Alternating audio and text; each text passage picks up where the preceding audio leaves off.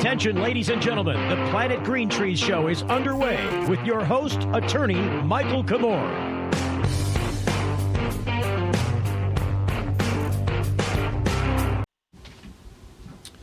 Alrighty. We have launched. Welcome, everybody. Planet Green Trees, episode number 454. We're calling it When All the World Turns into Hospitals and Jails. I'm your host, Michael Kamor. We are about to embark on 2 hours-ish about discussion, news events of the day, topics of interest. Let me start by welcoming everybody on listening and or watching live on Facebook. There's also video on YouTube as well. So share and comment, and please don't hesitate to pose a couple questions that we'll try to get to throughout the show. But as I like to do, let me go around the room and introduce what I like to call the community entertainment. We'll start with Tommy Two-Tone in the blue corner wearing the pink shorts. Tommy Two-Tone. Hey guys, great to be here. Looking forward to the show. And of course, despite his CFO attire, look, and professionalism, he is the most vulgar of speakers on our show. Likes to swear as much as he possibly can. I do. Stands That's above right. everyone else in this category. Superstar amongst them all. Please welcome Jim Powers. Good evening, everyone. Good evening, Michael. It's good to be here. I listened to the Mike Morse podcast today in the car. Mike Mike Morse. Yeah. Is it okay? Yeah, Win, you win, did win. great. No, yeah. Michael did great, that was good. and Richard Clement did great, and I liked that there was an undertone of fuck Bill Schuette throughout the entire podcast. So Well, Michael carries it in with him really, wherever he goes. Richard doesn't at all. He like, I think Richard like.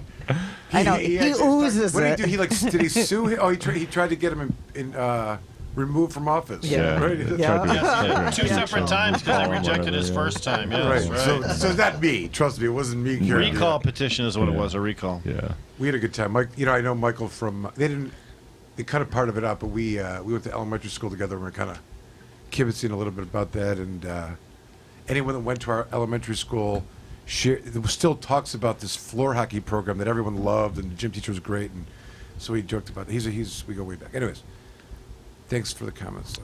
I want to talk about that more now, but not today. Yeah. Next, of course, the Mama Bear in the den here. Best attire of the best attire wearing today. Please welcome I am.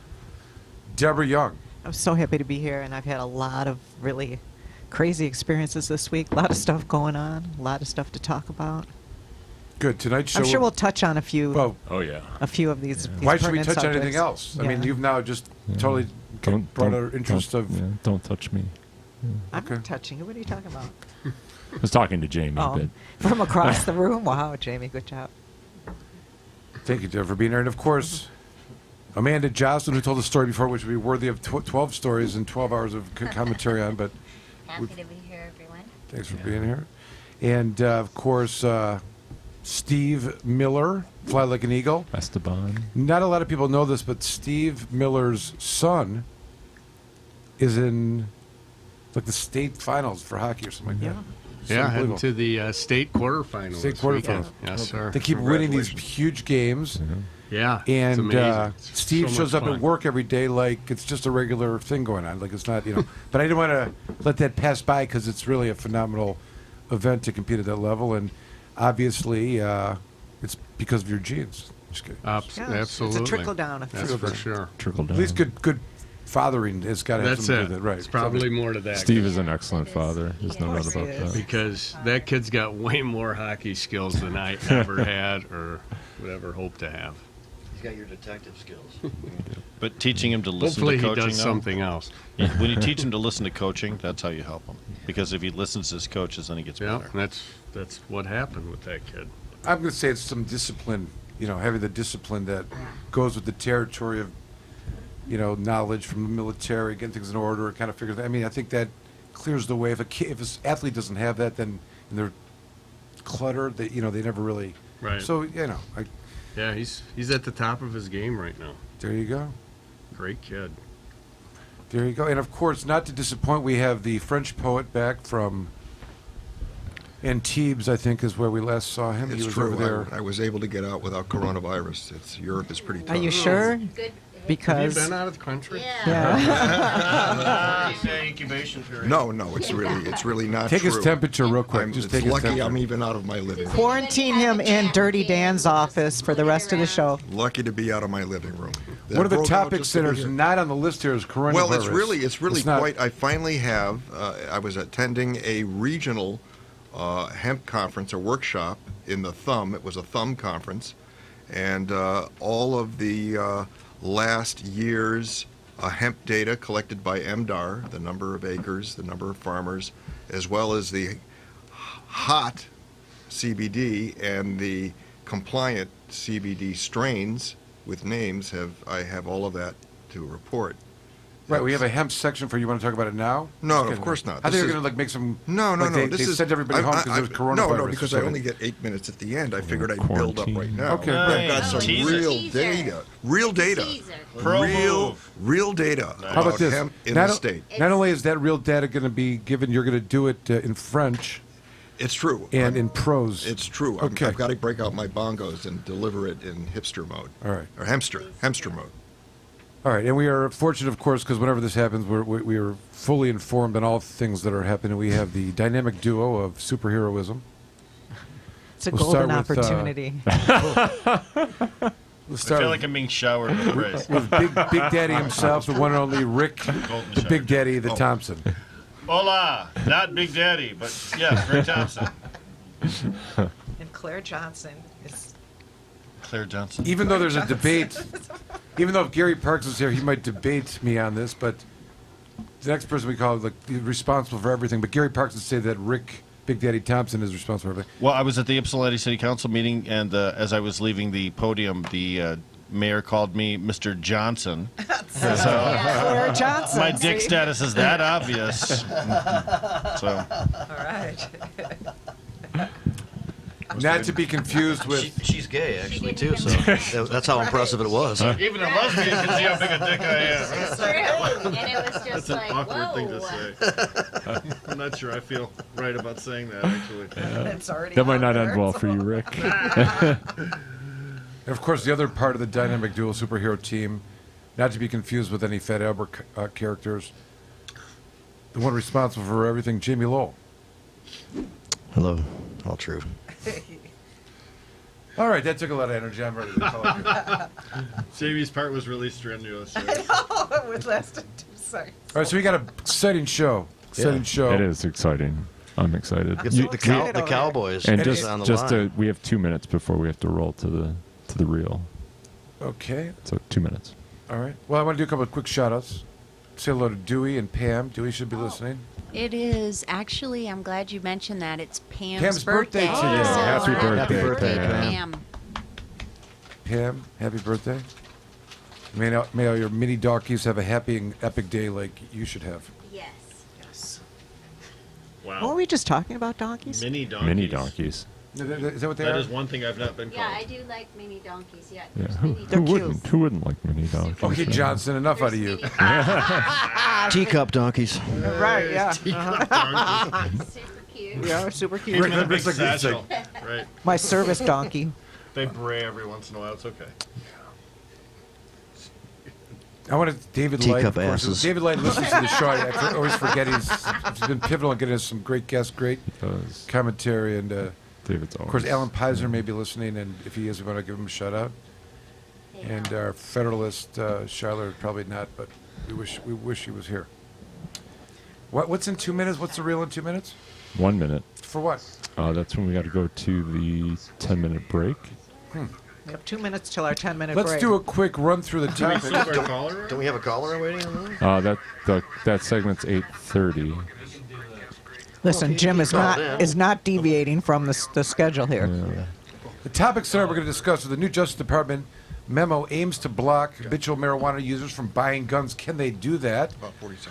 How do they determine if you're habitual? I asked Jim this. He gave me a very convoluted answer. How do they determine you're a habitual marijuana user? 1 Have minute. you done it more than once? Just kidding. But how do they know how many times you have done it? And Because- what's the grid? Where's habitual? Where's Because See when how you well you roll joints. when you purchase a weapon and you fill out the they form, asked you, are you a habitual user? Yeah. And no, you say yes they, or no. They ask you if you use illegal drugs. They assume including you're marijuana. addicted and dangerous. Well, and how they does that? say yes. I know, but Because that doesn't- in this model, every single it all targets people that hold concealed pistol licenses in Michigan, and basically what they're saying is that they want to take away the privilege of those people being able to go to an FFL dealer and purchase a weapon without having a background check conducted against them. So any marijuana use is considered habitual marijuana use. Well, no. The point is that if you have a CPL and you're buying multiple weapons, you are going to go in, and if you truthfully attest on the form that you are using marijuana then they've pegged more it than habitual. once, then you're habitual. Okay, yeah. so I think what if you that's say where no it's going to go. the question? Well, I mean, Just say I'm no. not a lawyer. But you are lying on a federal form. Though. Yes, I mean, There you for go, sure. perjury. Well, there's. Do you want to talk about that now? Because an important point of this you're is just that. introducing the topics. Well, we were, but now we're talking. Never mind. Anyway, we got to go back. We got to go to this break. Now we have So- 1 Topic minute 2: to- Michigan regulated marijuana market to lose a significant source of cannabis. Yes. That could be Big deal. labeled a different title, such as they've turned the corner and caregivers are going to be eliminated. This is the beginning of the end. That could be a topic. Yeah, it is. That's Michigan good. State Police seized 40,000 during traffic stop. That's a Driver lot. not arrested. Yeah. Is the currency I wonder if it was. contraband? Where's Say the that money? 7 times. You can't Is the drive currency around with your money? I wonder if that's related to the I law, can't drive the around with losing my of a 40 grand sitting next to me in the significant seat, source. Well, of I think cannabis. cops grab cash when They find take a whatever they gun. can get, Take it. and you try to get it back. Is how they do it.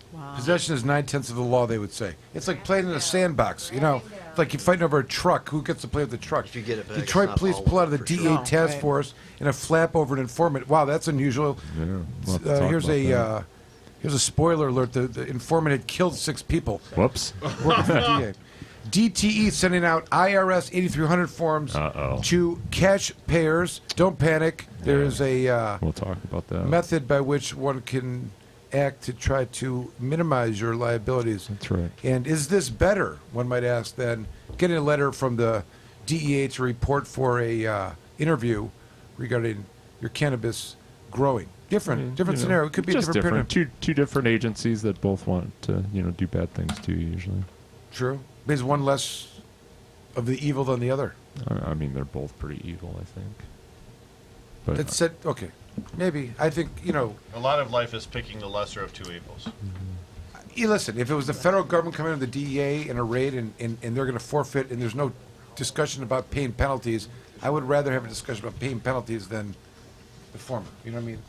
Arguably a paradigm shift of a change. It doesn't mean that these things could lead to potential federal, but our producer wants us to go let's to the do call. that. Let's go to a break, and when we come back, the we producer will. wants us to go to the call, and then Oh. we'll go to the break. Okay, really? Yeah. Well, that being said, we have Howard Woolridge, retired police officer and activist and lobbyist for.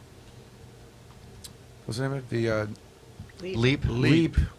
Well, he's not with Leap he's not anymore. with He's Leap. He's a founder of Leap. he's one of the founding fathers of Leap, and he's got his own organization now that he'll probably on the touch phone? on briefly. All right, Howard, welcome to the program. Glad to have you on.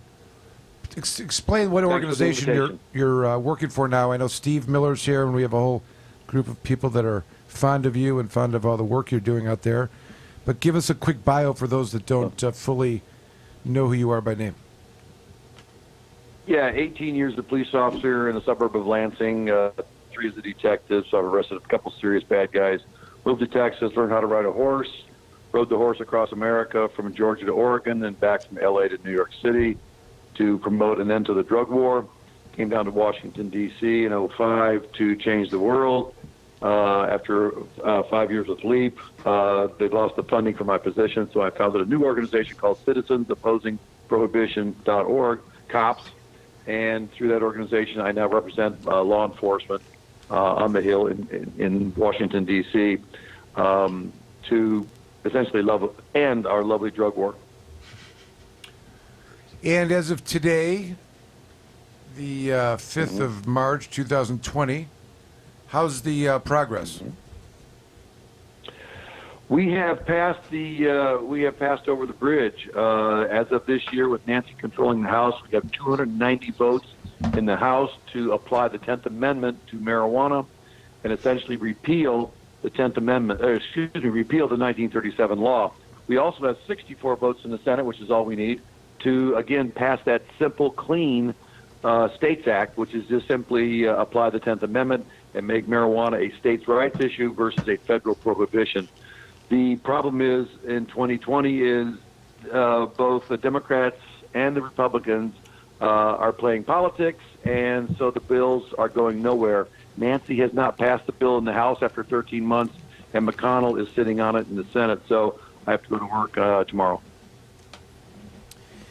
This is politics. In other words, the each are holding their cards, so to speak, deciding when to play it for purposes of political gain. Is that where we're? I mean, obviously both parties are culprits, but is that what's going on? That's exactly correct, gentlemen, ladies and gentlemen. It's all politics. Nancy has her own reasons to not bring the bill forward because marijuana on a ballot will push Democratic turnout upwards of 2% extra. And in a close election, that means the margin between victory and defeat. And McConnell doesn't like it anyway. He will only pass this thing if he, for the exact opposite reason, if he wants to get rid of the marijuana issue so Democratic turnout would be reduced. He may still do it this year to hurt Democrats. I know it sounds pretty bizarre, but I work in the swamp, and it's exactly that. Well, there's an interesting, you're probably aware of this, the same issue happened in Michigan, one could say. Tom Leonard, if I'm not mistaken, he was the Speaker of the House, wasn't he? He was. And after the recreational ballot proposal got onto the ballot, after the signatures had been gathered, the legislature had just like had the chance to adopt the instead of put into a vote, and there was I think the Mackinac Conference drew out everyone. And there was a legitimate discussion of why don't we just adopt it? They're going to pass it anyways, and people are going to show up to vote for it. And there was good reason for them to, because then they get to make all the rules. Well, right. And they still could do it. They didn't do it, Yeah. and of course they lost the Attorney General, they lost the governor's seat. It passed anyways. It was going to pass anyways. But just to your point, it brought up probably. I mean, there's a good argument that the governor and the Attorney General was a won huge because reason. of the cannabis Huge community. reason. You know what I mean? Especially Attorney General. Oh, Especially yeah. Attorney General. You know what I mean? So Exactly. But, exactly. So you guys already have experience with what I just said, right. And now it just plays out now at the national level. Just get rid of the marijuana issue so it never comes up on a ballot again, Right. and or pretty much, and that way it will eventually help Republicans. So simple. So it's recognized as being a strong power play. See, I always thought, it could be the. I mean, no pun intended, the trump card for anybody. You know what I mean? It could be, especially Donald Right. Trump. Like, if any point in time when he's on his way out, like just to bring that issue to the forefront, knowing the amount of political capital that it carries, whatever it may be, starting to, speak about it. It would. I mean, because it is not. It is less of a political issue than it really is. It's one of the few issues that, these days is not divisive across party lines. You got equally as many on both sides, probably, that genuinely believe in reform. Would you agree with that? Not quite that much. There's Republican support is in the 55 percentile. Democratic is 80%. But the point is well taken. I can tell you with authority that I have two contacts in the White House. Both of them are on our side. They both are mid-level managers in domestic policy, and they will certainly push. If it gets on his desk, I believe they can push. I believe Trump would sign the bill to repeal and end the 1937 law, and then that would mean, of course, that the federal government, the DEA, could no longer go into Michigan and mess with you guys. Well, we still have the Rohrabacher Amendment. There was some talk that those were not going to get, or whatever they're called now, the riders to defund the Department of Justice. It's not enough. Right. I mean, it's not enough, and I know that it's policy, it's not law. But that's been the one thing that's arguably been keeping the feds out of those places where, they have regulated systems and whatnot. Go ahead.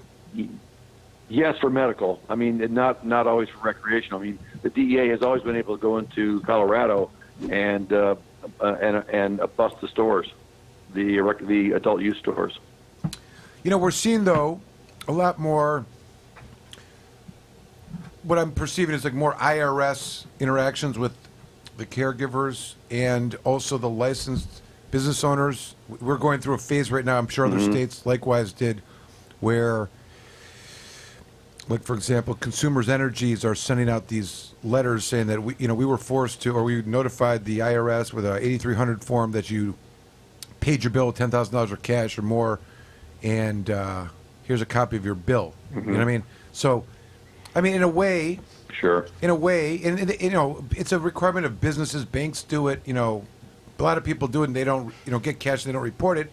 But to me, it's a focus on the growing of marijuana, not necessarily to criminalize. I'd like to believe not to criminalize, but they're looking as a source to kind of raise tax capital and or, try to get people to, spook them into reporting more, tax revenue. And it was just interesting. And I would say this, that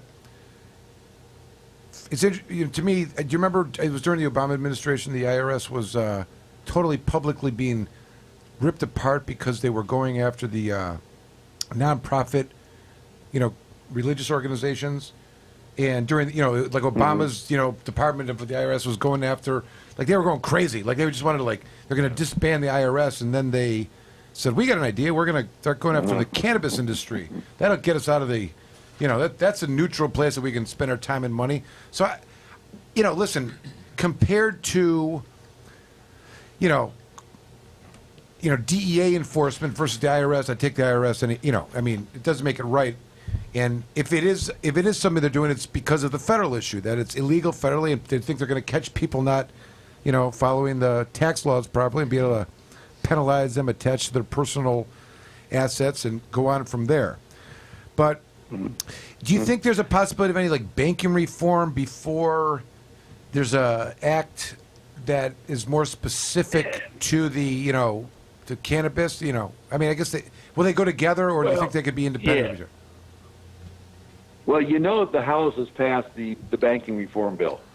The Senate, the chairman of the banking committee in the Senate, a guy from Idaho named Crapo, is the muffin head. And it doesn't look good. He's being lobbied by some serious people to let it go, but he is a dyed-in-the-wool conservative Republican.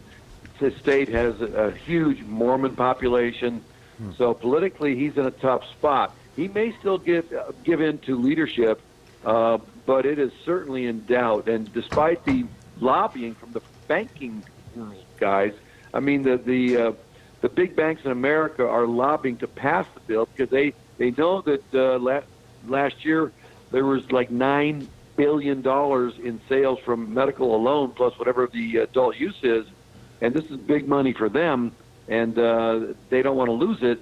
But even the banking lobbies have been unable to move that senator off the dime, so it is still very much in doubt for 2020. And what are you hearing about some of the southern states? Are there any that are kind of getting, what's the, where do you find most of the opposition to where you're lobbying on what issues? Like, what individually? Like, are there certain states or certain representatives? Is it?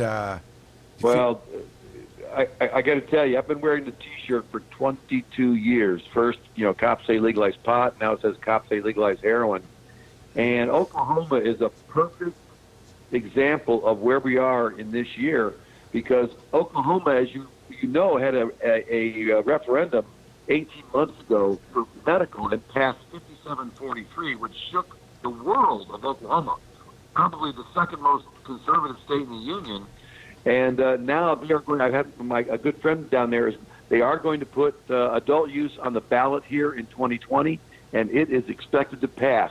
Point being that for the world of marijuana, it's all about when, not if. And even Oklahoma could break the solid South, if you will, this year by passing recreational adult use marijuana. As long as the state has that, and somebody has the money, $3, $4, $5, $6 million to put up on the ballot, it'll pass every time, as you know, like Michigan did, a year and a half ago. So it's all a question of who will put down, the $3, $4, $5, $6 million to do it. As I say, the polling is 55% of Republicans across the country. Registered Republicans would legalize, regulate, and tax marijuana. So It's just a question of coming up with the will and overcoming the opposition of the lobbying groups that don't want to see God's green plant up there for sale. All right, so let me ask them. Knowing your organization as well as you do, Mm-hmm. and I don't know if you guys are. I don't know if you guys are allowed to take a political position. I'm not asking you to. Feel free to offer it if you'd like.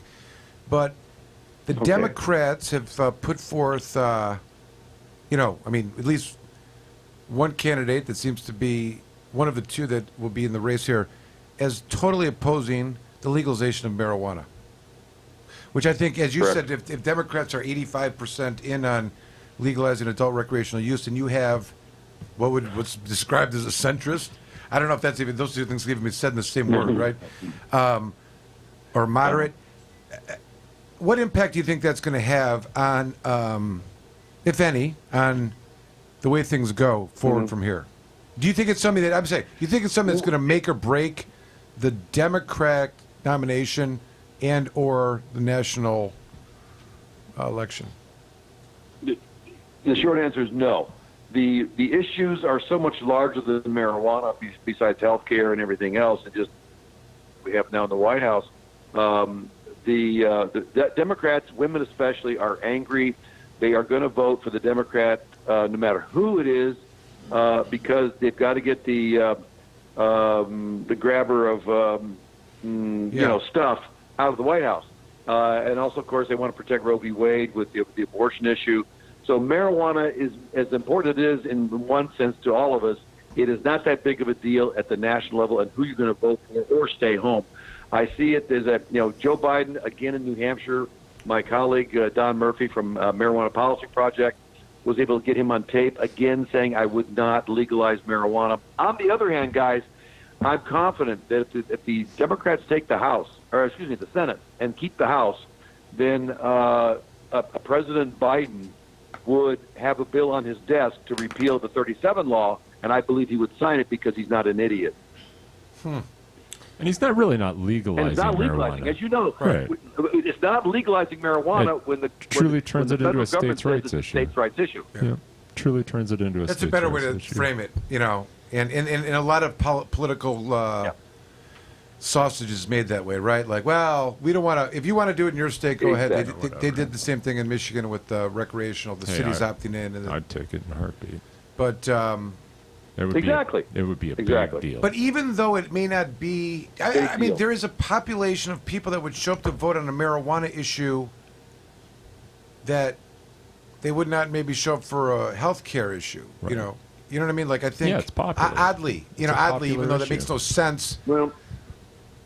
But people don't get excited about health care. Guys, in 2018, the reason Nancy is in control of the House is because of health care, and the Democrats, including in Michigan, those several women were emphasizing we need to protect and expand health care in this country, and that's how Nancy is now in charge of the House. It was all on the backs of health care. Yeah. So that they continue to talk about that because that's what drives the voters to the polls and votes Democratic is the whole issue, as nearly every family has problems and expenses with their health care. Marijuana, it's important for us, but in the big scheme of things, it's a little thing.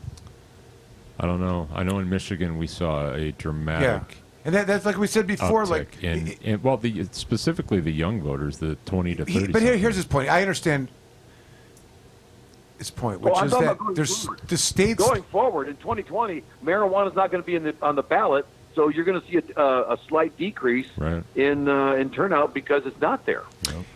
And if it was the only thing that Biden talked about or didn't talk about, or Bernie talked about or didn't talk about, it doesn't mean that the swing states are going to jump in. You know what I mean? Mm-hmm. Like it does. It's not going to make a difference. Because really the issue is what issue is going to sway the swing states, because that's we know what who the base is and what states are going to form the majority of it, a majority of the electoral college votes, and the question is going to be those 4, 5, 6 swing wild states, cards, right? And the question is, is Biden's position on health care, even though he's anti-cannabis, or good be enough to overcome those You know, and you know, Joe. Joe has not talked about the issue hardly. I mean, he's not going to bring it up. I was in New Hampshire for 10 days. I went to everybody's rally at least twice. Joe wasn't bringing it up. Now Bernie did proactively, but Joe never brought it up. Just let sleeping dogs lie and not talk about it. And then I think that's a good strategy for Joe. And at the same time, when it comes up, the right question to ask Joe would be, if you have a bill on your desk to apply the 10th Amendment for marijuana, we can sign it. And I have strong confidence he would say, yes, I would sign it. Because it doesn't mean he legalizes it or approves of it. He just says, give it back to the states. I would suggest that Joe Biden's best strategy is something that Steve Miller reminded me of from Parks and Recreation's episode. He should just show up and smile and not talk a lot, because his history and backdrop is not that good. Good advice. He was the leader in the Senate when they passed all that 3 strikes and lifer stuff, right? Yeah. He is that was some bad eras that caused a lot of devastation to communities, and yet he's still touted and those are his. Yep. Kind of like Clinton, in a way. Clinton was, Clinton was horrible for drug policy. Hillary was horrible. Observed. He's got some quote like, calling them animals. We need, so like they need to be. I don't know, some terrible. Right. But it's a new era, and as long as people don't dig that deep into his past history, and see him as the nice guy next to Obama, they got a chance. Just kidding. Yeah. Joe Biden has been a drug warrior. He still is. He still thinks the drug war is a good thing in general. Keep all drugs illegal, and that's the best way to go. He is just old and unable to say the 3 hardest words in English, I was wrong. And here we are.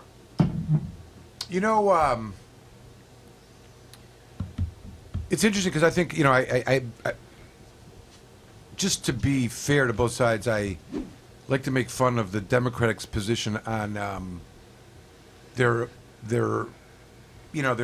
unification on being behind the legalizing marijuana. In fact, I was made aware that the National Attorney General's Association, right? They have the Democratic National Attorney General Association, so they've got like a resource of that, sent out a policy position paper, like if you're going to run, these are the popular issues, and if you take this position, it'll be, and one of them was, of course, being in favor of legalizing cannabis for adult use, which is fascinating that an Attorney General's office, that would be a national policy of that.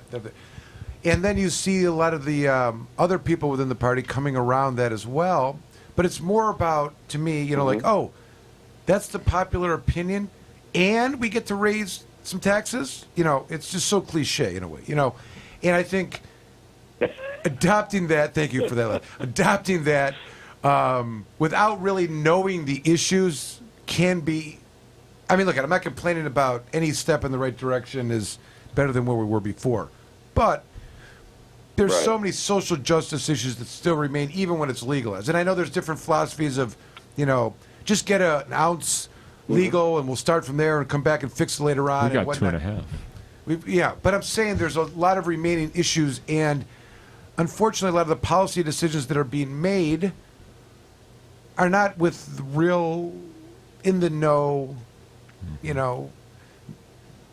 understanding of the, playing field, so to speak. And we're going through a lot of this, but I guess every system's going to do that when they paradigm shift like we have. Yes. What do you think?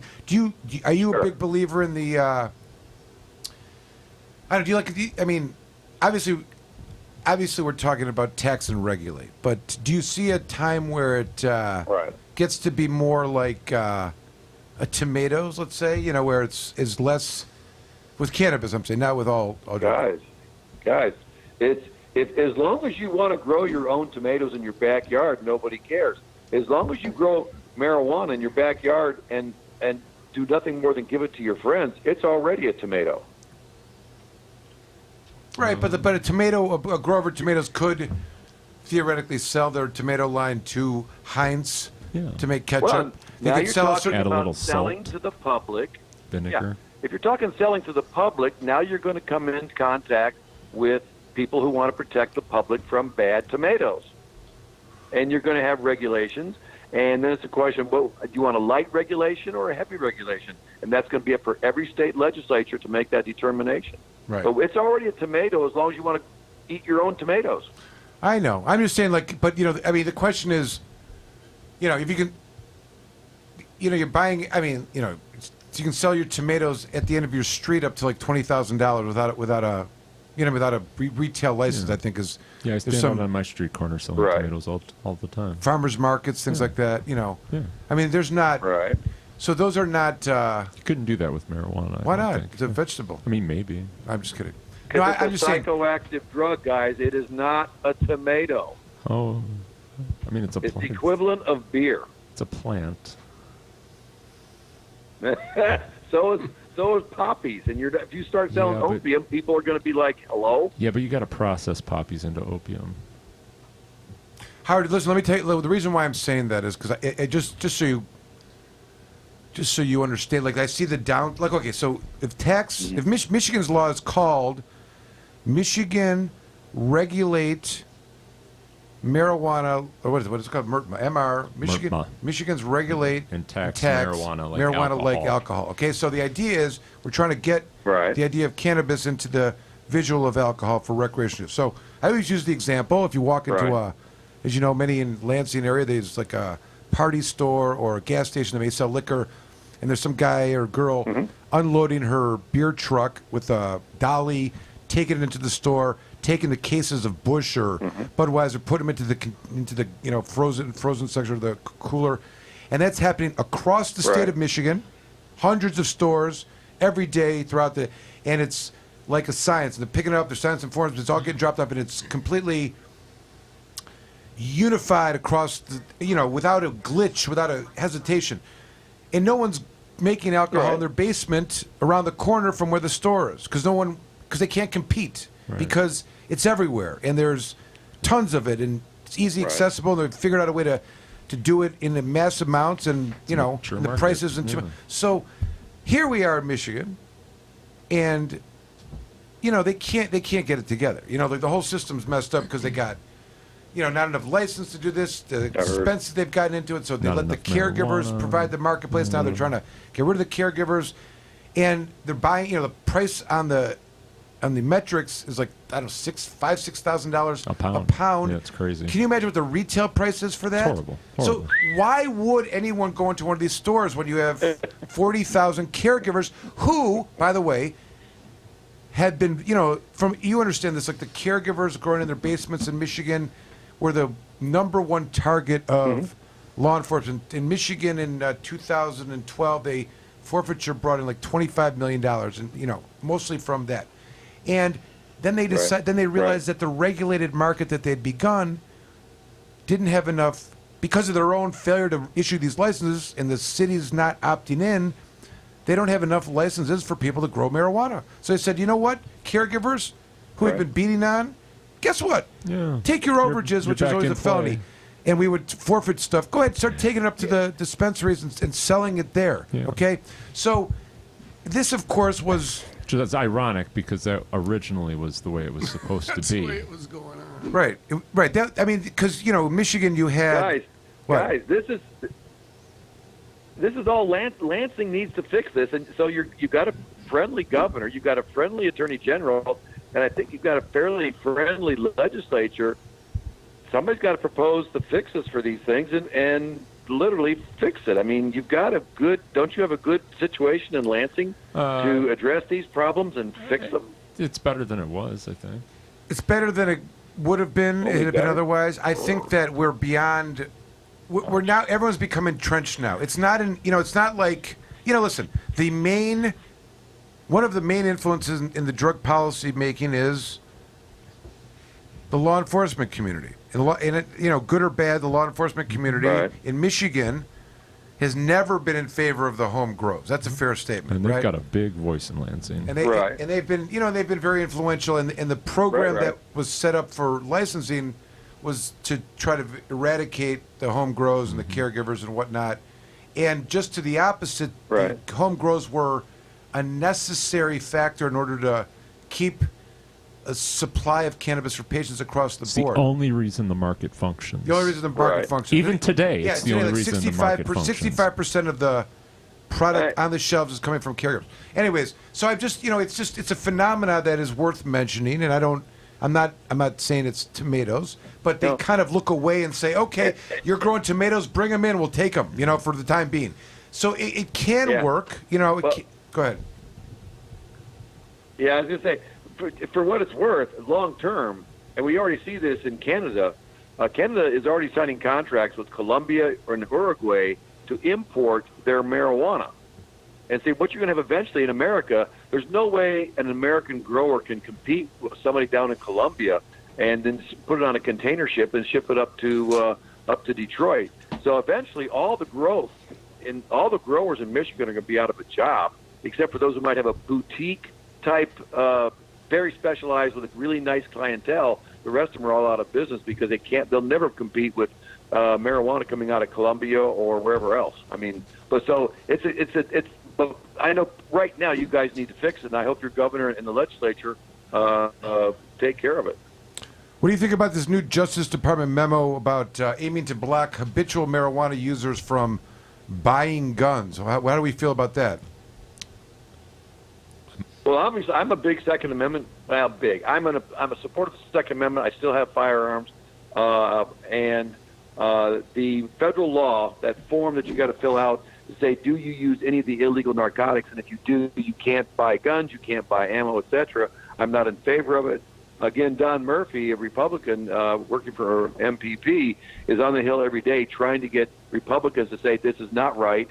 My small portion, or my small contribution was that I'm in good contact with David Keene, former president of the NRA, and he and I together penned an op-ed in the paper to say we need to protect 2A rights of people who also choose God's green plant as their medicine.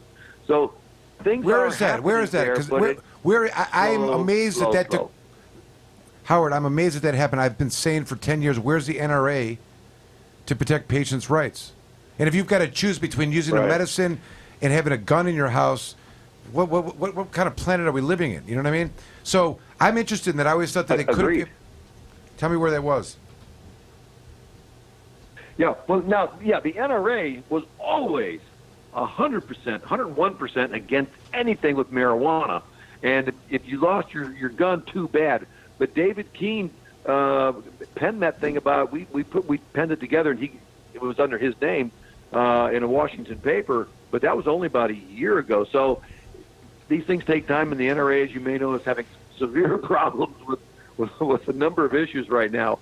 But they are now slowly changing to the idea that they're looking at the handwriting on the wall, and they're going to have to come up. They are now slowly shifting in favor of taking care of that 2A problem with the God's Green plant. Yes. That's good to know. That's something I would not have thought was changing, but I'm glad to hear that they're at least open to that. It is. It is. So what do you see the next year? Give us we have to go in a second here. The guys give me the wrap up, but tell me what what do you anticipate the next months to unfold for us, both in terms of legislation to look for and people that we're going to hear from in this industry that we may not realize are going to? Well, at the federal level, the sandbox I play in, we still have. I just talked to a VIP. I know one VIP in this town, and he still has medium confidence that in 2020, due to the political shenanigans, we're going to see the president sign the bill to repeal the 1937 law. He still has medium confidence, and but if not, Tulsi Gabbard is going to be introducing a resolution to basically apply the Portugal model of decrim of simple possession of all drugs. So those are the two big things that might happen this year. The rest of it, though, I mean, it's total gridlock in this town, and it's as bad or worse than you think it is. So there's not going to be much happening behind the scenes. There's now 12 lobbyists for marijuana reform. Most of them are now in the industry, as you might imagine, and we're still working hard behind the scenes to get the votes lined up in case we are able to bring that vote up. Final question. But, don't hold your breath. Okay. Don't hold your breath. We were talking about Biden. We know where he is in terms of his position on cannabis. Move to the far left. I think of, I mean, obviously we know where Bernie is. Where are some of the, Right. if you know, Elizabeth Warren and Didn't Elizabeth Warren drop out? I know she's out, but where was she? I'm just wondering her is that side? Are they all pro cannabis? Is that consistent? Yes, Elizabeth Warren is the co-sponsor of the States Act in the Senate. There's 10 co-sponsors to simply apply the 10th Amendment. It's called the States Act, and she's the co-sponsor with Cory Gardner, the Republican out of Colorado. She's very much on our side. Pete Buttigieg, very much on our side. Tulsi Gabbard, of course. Andrew Yang, very much on our side. Biden's still a muffin head.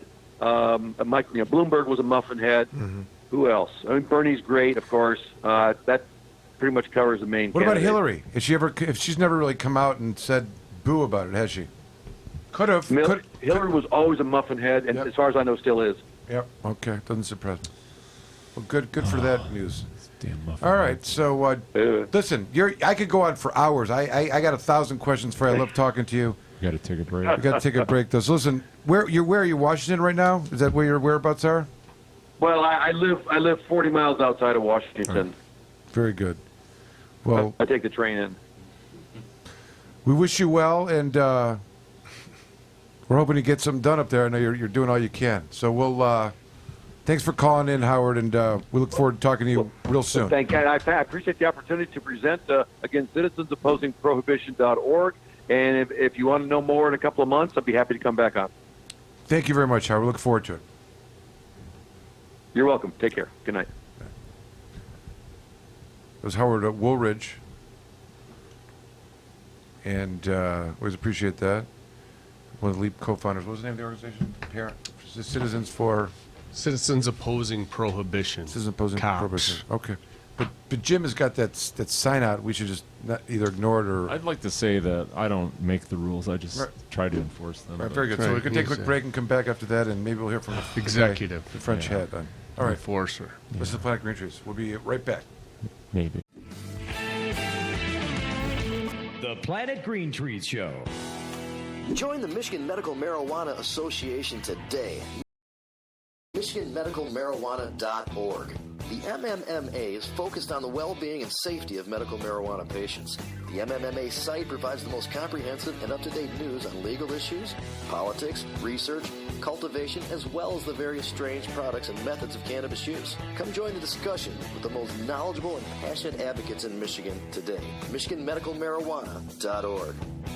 What's up, y'all? Grind Time with Darren McCarty. This is him, Darren McCarty, 4-time Stanley Cup champion, talking about jokes. Yes, Darren McCarty Slapstick Comedy Tour. I'm bringing a comic. Where will it be? March 14th, Taos, Michigan. Yes, Taos Resort and Spa. We'll be there, 7 p.m. And I'm bringing the big fella, Cam Rowe. All 6'9", size 21 shoe of them. Come on down. Taos Resort and Spa in Taos, Michigan, 7 p.m. March 14th. You better be there. You might hear some hockey stories too, but you never know. All right, that's D-Mac. I'm out. Whoops! Did state lawmakers accidentally legalize marijuana in Ohio? Some top law enforcement officers say yes. Columbus City Attorney says the decision is based on complications after the state legalized hemp. On July 30th, Ohio Governor Mike DeWine signed Senate Bill 57 into law. It legalizes hemp in Ohio and changes the definition of marijuana to exclude hemp based on the amount of THC. Now we have to be able to distinguish the difference between hemp and marijuana, said Vice President of the Ohio Fraternal Order of Police. That is not possible for a human being to do. That has to be done through crime analysis. The executive director of the Ohio Prosecuting Attorneys Association agrees. This bill de facto legalizes marijuana in Ohio, at least for the time being, said Louis Tobin. We raised this concern with legislators during debate of the bill. It's disappointing those concerns were rejected. Whoops. Anybody want to go to Cedar Point?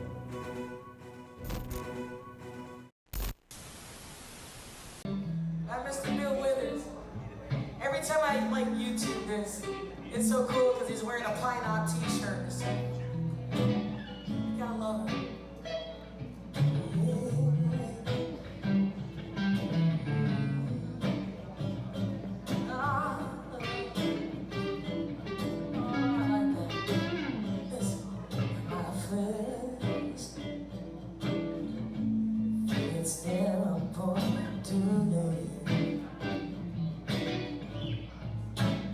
They keep trying to tell me that all you want to do is use me.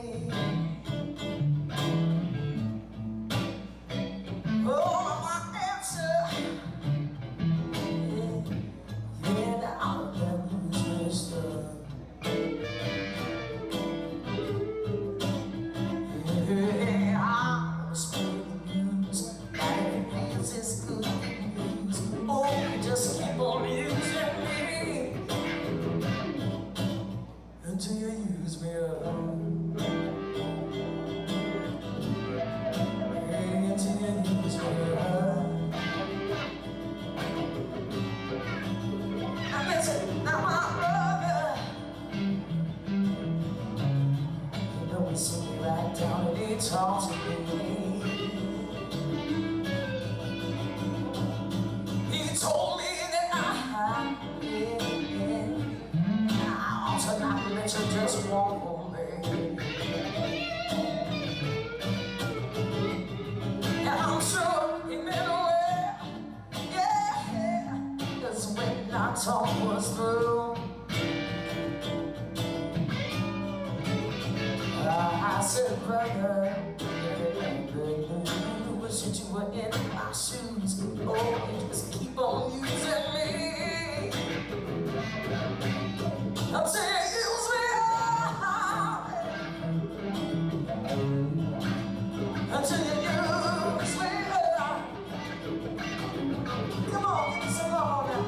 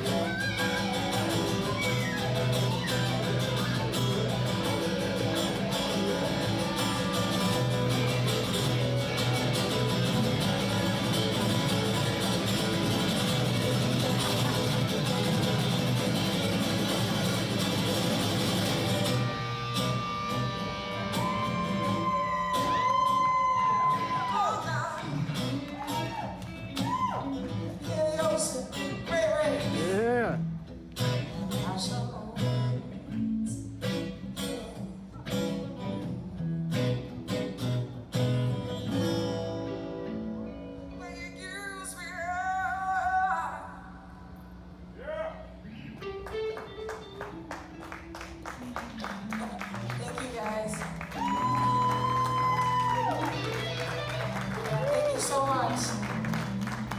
I know you're listening.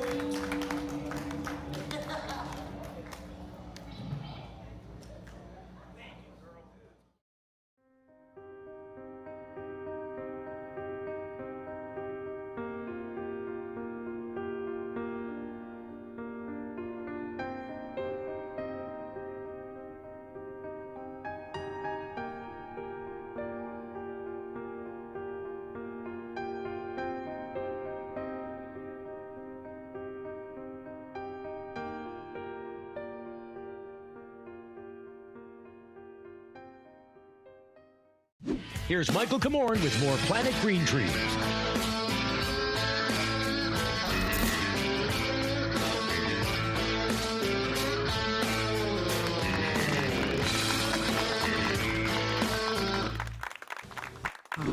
Alrighty, we're back. Thanks for staying with us. Planet Green Trees, episode number 454. We're calling it When All the World Turns into Hospitals and Jails. We are going to continue and march on forward here with our topics. Hearing no objections. These are good topics. We can continue as we left Howard Woolridge, our recent guest and retired police officer, many, many years, and lobbying for cannabis reform. We passed over the topic of the new Justice Department memorandum about habitual marijuana users being denied the right to buying guns. Right. The article reads, is this, just want to make sure the date of this is March 5th. Okay. So, Department of Justice has issued a new advisory requiring gun dealers in one state conduct federal background checks on all unlicensed gun buyers because existing. It's cut off. I can't get it off. The article. So what happened was the ATF released an open letter to all the federally licensed firearms dealers in the United States. Or in Michigan, I can't remember which, but it directly impacts Michigan. What they're basically instructing the state of Michigan to do is stop allowing people in the state that have a concealed pistol license to purchase firearms without going through the federal background check. And the reason that's important to people that use marijuana is that there's a question on that form that specifically asks you if you use marijuana. And if you get your CPL, you can forego that process and therefore forego lying to the U.S. government or to the federal firearms dealer. I know that I believe it's a felony to lie on those forms. Jim, I've noticed tonight you've given out a lot of legal advice. And none of this is legal advice. And you've qualified it twice at time. I haven't given any legal advice. I'm kidding. I'm joking. Yeah. I do. I say this. I mean, I don't want to. First of all, it's ridiculous. I mean, the whole thing about the medical marijuana patient program is supposed to be confidential. Right. Information is not supposed to be released under any circumstance. It's a misdemeanor to do so. Yeah. We also know that at times the federal government has subpoenaed that same registry, and they've done it a few times. But I think it's interesting is that people may have a concern that they, because they have a medical marijuana card, that information would be disclosed, and they have concerns that they were lying on a gun application, subject themselves to some kind of penalties. I would say this: that I'm not encouraging anyone to break the law, but having a card, number one, does not mean that you're using cannabis, right? I mean, you could have a card, you could use it for a period of time and not, not be using it. I'm just explaining to you the possession of a card. People shouldn't have to go through this. I understand. Well, I'm just saying the question of what we're asking is the absoluteness of.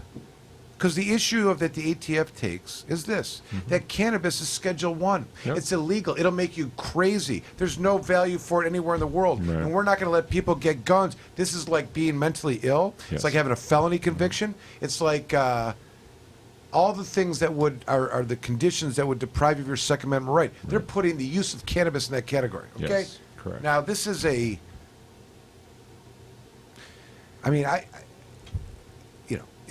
it's ludicrous. I mean, at the end of the day. And it doesn't mean that I'm advising people but the reality of this is what it is. But so if we're going to talk about someone's use of a Schedule 1 drug and whether or not they are crazy because of it and therefore dequalify themselves as a gun owner, right? I'm going to suggest nobody admit that they're using cannabis because nobody knows. But you have to affirm in the negative that it doesn't apply to you. You're stating to the federal government that you do not use illegal drugs, including Habitually. marijuana. Habitually. That's why I said define habitually. Does And it I'm say saying habitually, to or you, does it just I say don't believe. habitually? I don't believe it says habitually. I don't believe. I'll pull the form. I'll pull Oh, no, the, it's right here. pull Does the it form say up. have you ever used or are you currently using? Habitual marijuana users. Is that a quote or is that just from the article? I believe Here, it's. I'm gonna pull it up, Jimmy. I'm gonna pull up. Pull it the, up, Jimmy. Let's get to the bottom of this. Yeah, we're gonna. I hope that listen. I'm not advising people not to, but this is a thing that happens quite a bit. Someone may register the program and not use cannabis. They may get it because they want to go into a dispensary and buy topical lotions. Maybe the only source they can buy is CBD. They could be smoking hemp. They may not know the level of THC in the cannabis that they're smoking. They may think they're smoking hemp. That would be a really thin slice of the medical marijuana community, though. I think 99.9% of the people who own cannabis cards do it because they use cannabis. but the question is, and they know the difference. the question is, here I've got you have knowledge that is firsthand, that is so specific that you're going to tell on yourself about it, even though you could be mistaken, right? You could theoretically be mistaken, but you're going to offer the information against yourself that could come back. So here's probably your second right. It definitely does not say habitual. It says, are you an unlawful user of or addicted to marijuana or any depressant, stimulant, narcotic drug, or any other controlled substance? Warning. The use or possession of marijuana remains unlawful under federal law, regardless of whether it has been legalized or decriminalized for medicinal or recreational purposes in the state where you reside. Specified to me, and I heard of that, is, and it's an even better word to argue about, instead of habitual, addict. Well, it did say. It's surviving. It's running But around. it says of, It said unlawful addicted. user. It says unlawful user of, or. It could be either or. Okay. So, are you an addict? No. Okay. If you have used it in the past, are you going to admit it? You have a right not to. I guess. The government can't force you to testify against yourself. That's a great That's true. argument. That is That's a true. great Yeah. argument, Michael. So But- you just And it's not necessarily it's not a, it's a right, it's not a privilege. I don't know, So then you know what? You should be able I'm not to just advising forego people- answering the question. I'm saying to you, like, what can they prove that you're not going to tell, without you telling them? Right. At the end of the day. What, are they going to call witnesses? There's a plausible... But it's the whole point. Like, people It's don't terrible. People don't want to It's have terrible. to lie. No, but is it a lie? I mean, at its core, they certainly Wait. make it seem There are that people way. that have CPLs that live in states that didn't know about this and then smoke some marijuana because it's legal in the state. And Yeah, think they're doing but here in the state of Michigan, you were able to get a CPL without ever having to attest to any of this silly bullshit. Understood. Right. And then you could walk into a federally licensed firearms dealer and you could purchase a firearm without completing this form. So that should be a right for the patients in the state of Michigan, and the fact that it's been circumvented the whole time. This is nothing new, but the fact that they're coming back and saying we're going to take it a step further, and the mechanism that the state gave you to still be able to obtain your Second Amendment or to adhere to the Second Amendment is now being taken away from you is absolutely ridiculous. Look, I wrote about this in 2012, and that whole modifying statement that you put at the end there, and if you live in legal and recreational states, that didn't exist until just recently. So they've even modified it to make sure that it's almost impossible for you to justify answering in the negative. Yep. I think we can reread it again, but I don't know if they're saying the use in and of it. They're reminding you, listen, it's illegal, okay? And if you're addicted to it, that's what I'm hearing from that. If those No, that is not what it says. I it heard says addicted or an to. unlawful If you're user. addicted- Are you an or unlawful right. user? Are you an unlawful user of, or Or. addicted to? You can be a casual user or an addict. They're covering everything. Is it a state form or a federal form? This is a federal form. So don't they consider anybody who uses it addicted just for Anyone. legal purposes? So that's what Maybe. they mean when they say it. So if you Whatever. admit to using it, then you are addicted. Yeah. You're I mean, crazy. from that perspective. Then you just have to have the perspective of, are you addicted or a habitual user? And that's self-assessment.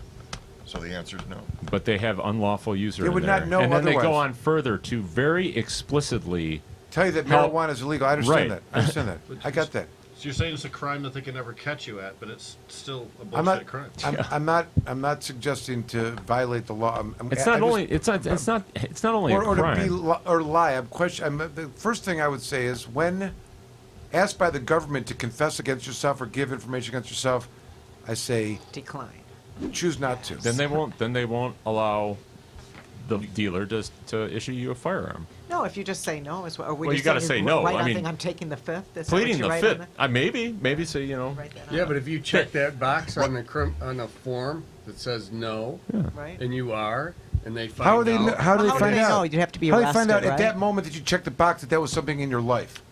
If they raided you the next day, you could say, "Just got the," I just want to know what the legal consequences would be if they deemed you to be lying on that form. Let's say at the you time. picked up the habit later. You've got the gun That's what I'm now, saying. and you That was pick my it up point. later, and Is then that like- a few weeks later, you turn into an unlawful. Is that like marijuana. lying to the FBI though? Are you supposed to turn your gun in Unless then your and say, Facebook "Look, I'm an feed shows addict you've now. been- Here's my weapon"? The form that you filled out. First of all, there's an interesting argument about. I mean, it's back to Howard and his legislation to, states' rights. Like if there ever was a reason that to recognize the states' rights to, and how is the federal government interfering with this oversight of what is clearly the administration of the states and now the local units of government, right? Like Steve, let's talk for a second about how the issuance of licenses has changed. It's over time. At one point, there was a gun board in the state of Michigan that was made Right. up of prosecutors and Whoever they There was wanted. one in every county. Yep, right, every but that's county no got longer. one. They don't. They've Right. disbanded that. Now They it is disbanded because we're a shell issue state.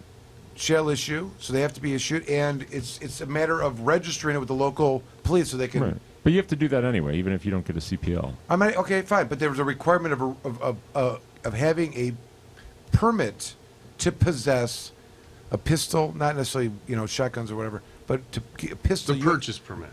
Purchase permit. But that only right. And a permit to possess, either or. It's the same thing, whatever you call But it. that only applies to non-CPL holders. Otherwise, you can go purchase a firearm whenever you'd like, or used to be able to. No. Absolutely. If you have a gun, you have to register it in Yeah, the city you live absolutely, in. you're absolutely correct. But the difference for CPL holders is that they could go purchase the firearm, and then all they had to do was send a form to the local police station notifying them that they now have this firearm, this make, this model, and this serial number, and that you obtained it from X.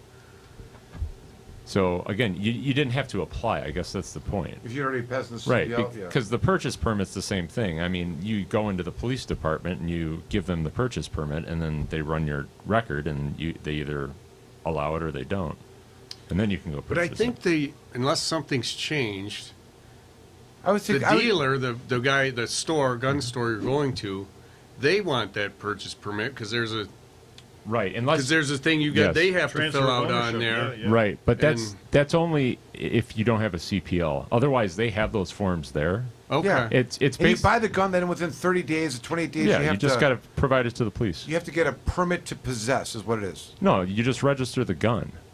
You got to pay a fee. They come for That is the purchase permit, but that permit expires after the firearm's been purchased. The purchase is complete. then you just have a then you have registration your registration. Yeah, that's it. If you move from another state with a weapon, You got to register. you it. get a permit to possess that weapon in Right. something to that effect. But nevertheless, the scenarios are endless as to how a person may be not at the same time engaging in the combination of things that would be required to seemingly force you to. What I was thinking about before is the Rohrabacher Amendment would also seemingly prevent something like this from happening. I mean, The ATF is not the guess. Department of Justice. That's true. So But how are they going to prosecute you? Well, From some ATF I mean, special it's a court? it's a felony. They call it out right here. The Attorney General of the United States is the one who's under the Department of Justice. They're the ones that are not budgeted to and can't use funds to prosecute patients, I understand. caregivers under state law currently. Yep. There would be, the McIntosh, other cases like our So I'm saying, I'm just saying, what would be the crime? If they're going to prosecute you in federal court Right. for. I spoke with a woman. This is not legal advice. We're merely having a debate. I find this horribly offensive and. It's definitely not legal. I spoke with a woman a week or so ago, and her husband, who was a firearms dealer, passed away. She was going to keep one of the guns that he had for herself. She went to the local agency and to register it, and the question was on there about the marijuana, and she's a patient. And the person at the municipality said, well, you can't own this gun. Yeah. then. There's been lots of stories across the state of that occurring. That's nothing Now, new. okay, somebody has a gun. You own it. You've owned it for 20 years. And at that 20-year point, you discover cannabis is good for, relieves a lot of your medical symptoms. Right. So you start using it, you still have this gun at your house. Is that illegal now? No, I don't believe it is. It's Schedule 1. I mean, it's insane. I think it depends on whether it's a felony crime or not. The possession of the marijuana. Felony firearms. Right. So here's what I mean, so what do people do that own guns and are caregivers if this is illegal, right? What's the Well, I answer? mean, we saw what happened. No, I'm going to tell you what it is that nobody should be reporting. 2-year mandatory minimum is what they try to throw at you. That's what Right there. happens. And it's consecutive. Yeah, it's great. The advice is to not draw attention to yourself, of course, but from a legal perspective, I think if the police happen to be there and there's a gun and cannabis being grown, they're going to be looking for the nexus, the connection of the two, that it's readily accessible. Well, they'll make the nexus under their training Yes, and they will. experience, and you Yes, know they that. Well, there's ways that one could deal with that. It's keeping them as separated as possible. There are safes that guns can be kept in. There's rooms that can be locked and separated. But then, of course, if you have your gun locked in the safe, unloaded, then, How protected it's not really readily available for your Second Amendment right to defend your property if needed, But so I always hate this issue of having to explain to somebody that they're either going to not recognize their Second Amendment right or they can't be a caregiver or grow plants as a patient. That's good advice. No, but I'm saying I It sucks, but it's really a silly. 2-year It sounds mandatory silly just listening to minimum. Yeah. That is some scary shit. I'd be going on the lam, Jim. Yes, sir. Yes, sir. Well, and they threaten your family too. I mean, Of course when they they raid your house, then they've got your wife, and they say, "Look, we're going to prosecute her Yep. unless you take the plea, right? Unless you fall on the sword for it." It's Your entire family goes. That's what happened to Ferris, man. That's what happened to my business partner. That's why Big Daddy's died. Reminiscent of the days of the king when the king's soldiers were going around and stealing shit out of people's houses and raiding them. And Well, for those that are listening, and I much different. usually don't like to draw a lot of attention to pending case. I always like to talk about them afterwards when they're over and we've prevailed. But it's still March 5th, 2020. It's still in an era of legalization of marijuana, and I am defending the case in Isabella County on a case that was dismissed once, appealed, reversed, sent back, and there happens to be an outstanding allegation of a felony firearm. Now, when you talk about does the recreational law apply to any current charges that are pending, or whether it would apply to alleged culpable behavior from years past,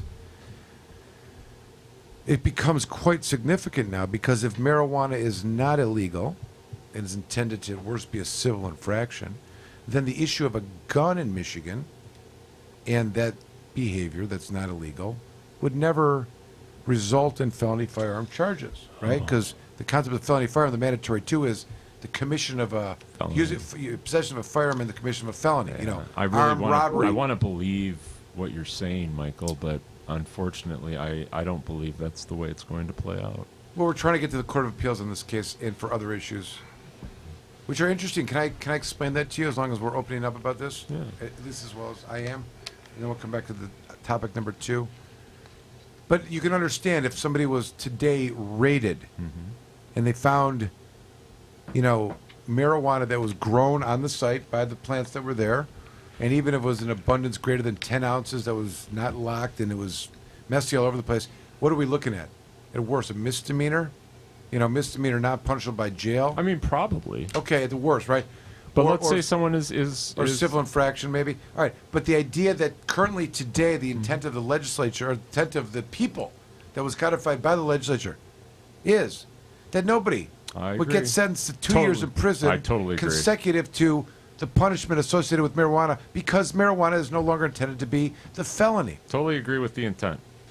That And if is someone not gets, how it's going and to if be someone, interpreted. and I would even say this, That's right. Jim's amongst right. amongst the reasons why the law applies retroactively, or at least applies to cases today, is an interesting and easy to understand scenario where, at one point in Michigan's history, the mandatory minimums for over 225 grams of cocaine, there's over 650 life and over 225. Over 225 was a mandatory 10 years in prison. No ifs, ands, or buts. Right. Judge Yep. couldn't bend. Sucks to be you. And it's at a point in time, the legislature amended that to say it's a mandatory 5 years in prison, and the court could, for substantial compelling reasons, go above or below that. So there was some wiggle room there. Yeah. So the question that was before the Supreme Court in 2 cases, Schultz and Sands, was what would a court do if a person was convicted of over 225 grams and the culpable date preceded the change in law, so they're convicted at a time when it was mandatory 10, but they come up for sentencing at a time when the law has changed, a mandatory 5. What should a judge do, Jim Powers? What would you do? Well, I mean, it's a drug crime, so I would just dismiss all charges and then allow it to be treated like the public health issue that it is. All right. For argument's purposes, the query here is this. You have a culpable date where someone did a crime that's punishable by mandatory 10 on that date. Yeah. The behavior, they went to trial, they lost, or they pled guilty. Yep. Now they're coming up for sentencing, and the law has changed. It's a mandatory 5. I see. What is the judge supposed to do? Find a compelling reason to take it below 5. Well, okay. But at a minimum, the question is, do they give? Is the judge doing the sentencing at this time supposed to sentence the defendant according to the old law that was on the books at the time of the incident, or are they sentencing the person according to the change in law? Because now the sentencing date is okay. I know exactly what. And the Supreme Court of Michigan in these cases said you got to go with the new. You pose the sentence that's intended of the legislature at the time of the sentence, absent some savings clause. At like the time of the incident? No, at the time of the sentencing. Whatever the law is at the time of the sentencing is the Which sentence. is good for us. Absent a savings clause, meaning good. if the legislature passed a law that said, well, this is what the new sentence should be, except for those people that committed the crimes before. That would be the exception. That's no soup. That's the no soup for you clause. But here's another interesting issue. For all you legal scholars here, maybe we can. So, in law school, we're taught this concept of the reasonable person. You'll hear this all day long. It's just nauseating. Until you get it, it's like... I love the reasonable person is this imaginary juror, but it's a standard that they use all the time to decide whether or not case will be dismissed for either side, okay? And the argument is always like, would reasonable minds differ? This is a standard, meaning if we submitted it to the reasonable people in the jury, would all 12 or 6 or 7 or whatever, would any of their opinions differ? If so, then it's for them to debate. If no reasonable minds would differ on the ultimate issue before the jury, then the judge shouldn't waste everyone's time because it's clear that there'd be no debate and they would come back with what the judge should do right now. Does it make any sense? Yes. Okay. No, it does. But nevertheless. It makes perfect sense. So in a Section 8 hearing, which occurs prior to trial, and a court says... I can tell it's 2 different ways. But let's say one scenario is the court says, okay, we're going to dismiss the case. You proved prima facie evidence. This is silly. We're talking about Section 8, right? Because you would think this wouldn't be a thing, but it's a real fucking thing. It's a real thing. And I'm not happy about it. But Section 8, so prong 1, 2, and 3. It's like the good old days. Doctor, right. It's a topic we could talk about a lot. Doctor, reasonable amount necessary, and the marijuana is for the patient's medical use. So let's say the judge says that you've established prima facie evidence and no reasonable minds could differ for prong 1, for prong 2. Yeah. But on prong 3, Kamorn, the cops said that, you made some blah, blah, whatever. And I'm not, and I think that reasonable minds could differ on the third prong, which is the marijuana for the patient's medical use or some other nefarious reason, right? So if the court rules this way, finding unequivocally prong 1 and 2, but prong 3 is a question of fact,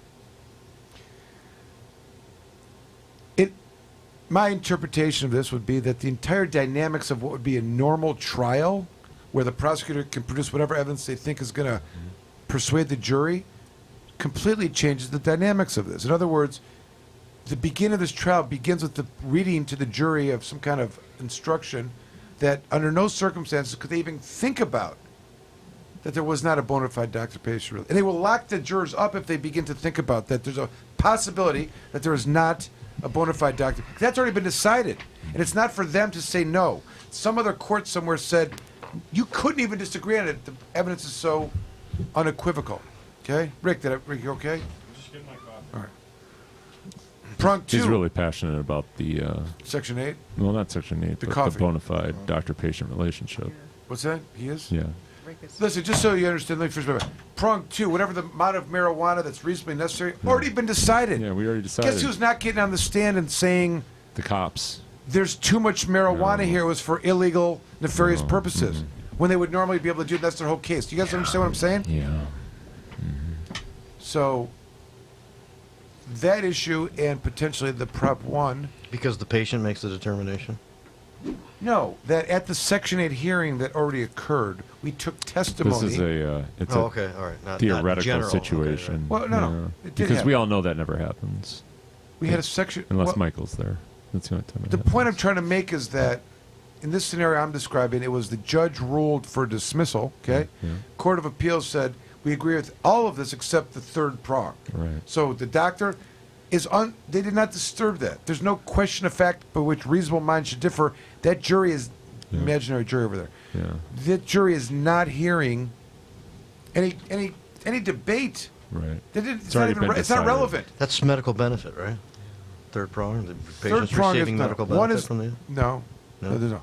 First prong is bona fide doctor and all that stuff. 2 is reasonable amount necessary to treat. The third is that the marijuana at issue is for the patient's medical use and not some other non-medical use. And there's some narrowness on the patient, the caregiver and the patient, the limitations of that. You know what I'm saying? So if they, we are going to have it. We should have a debate over the marijuana that was issued, whether or not it was for their use or, some other negative reason that they would have to prove beyond a reasonable doubt. See what I'm saying? And that should be the only.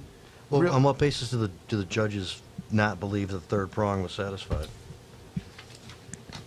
On reversal by the Court of Appeals, the opinion suggested that.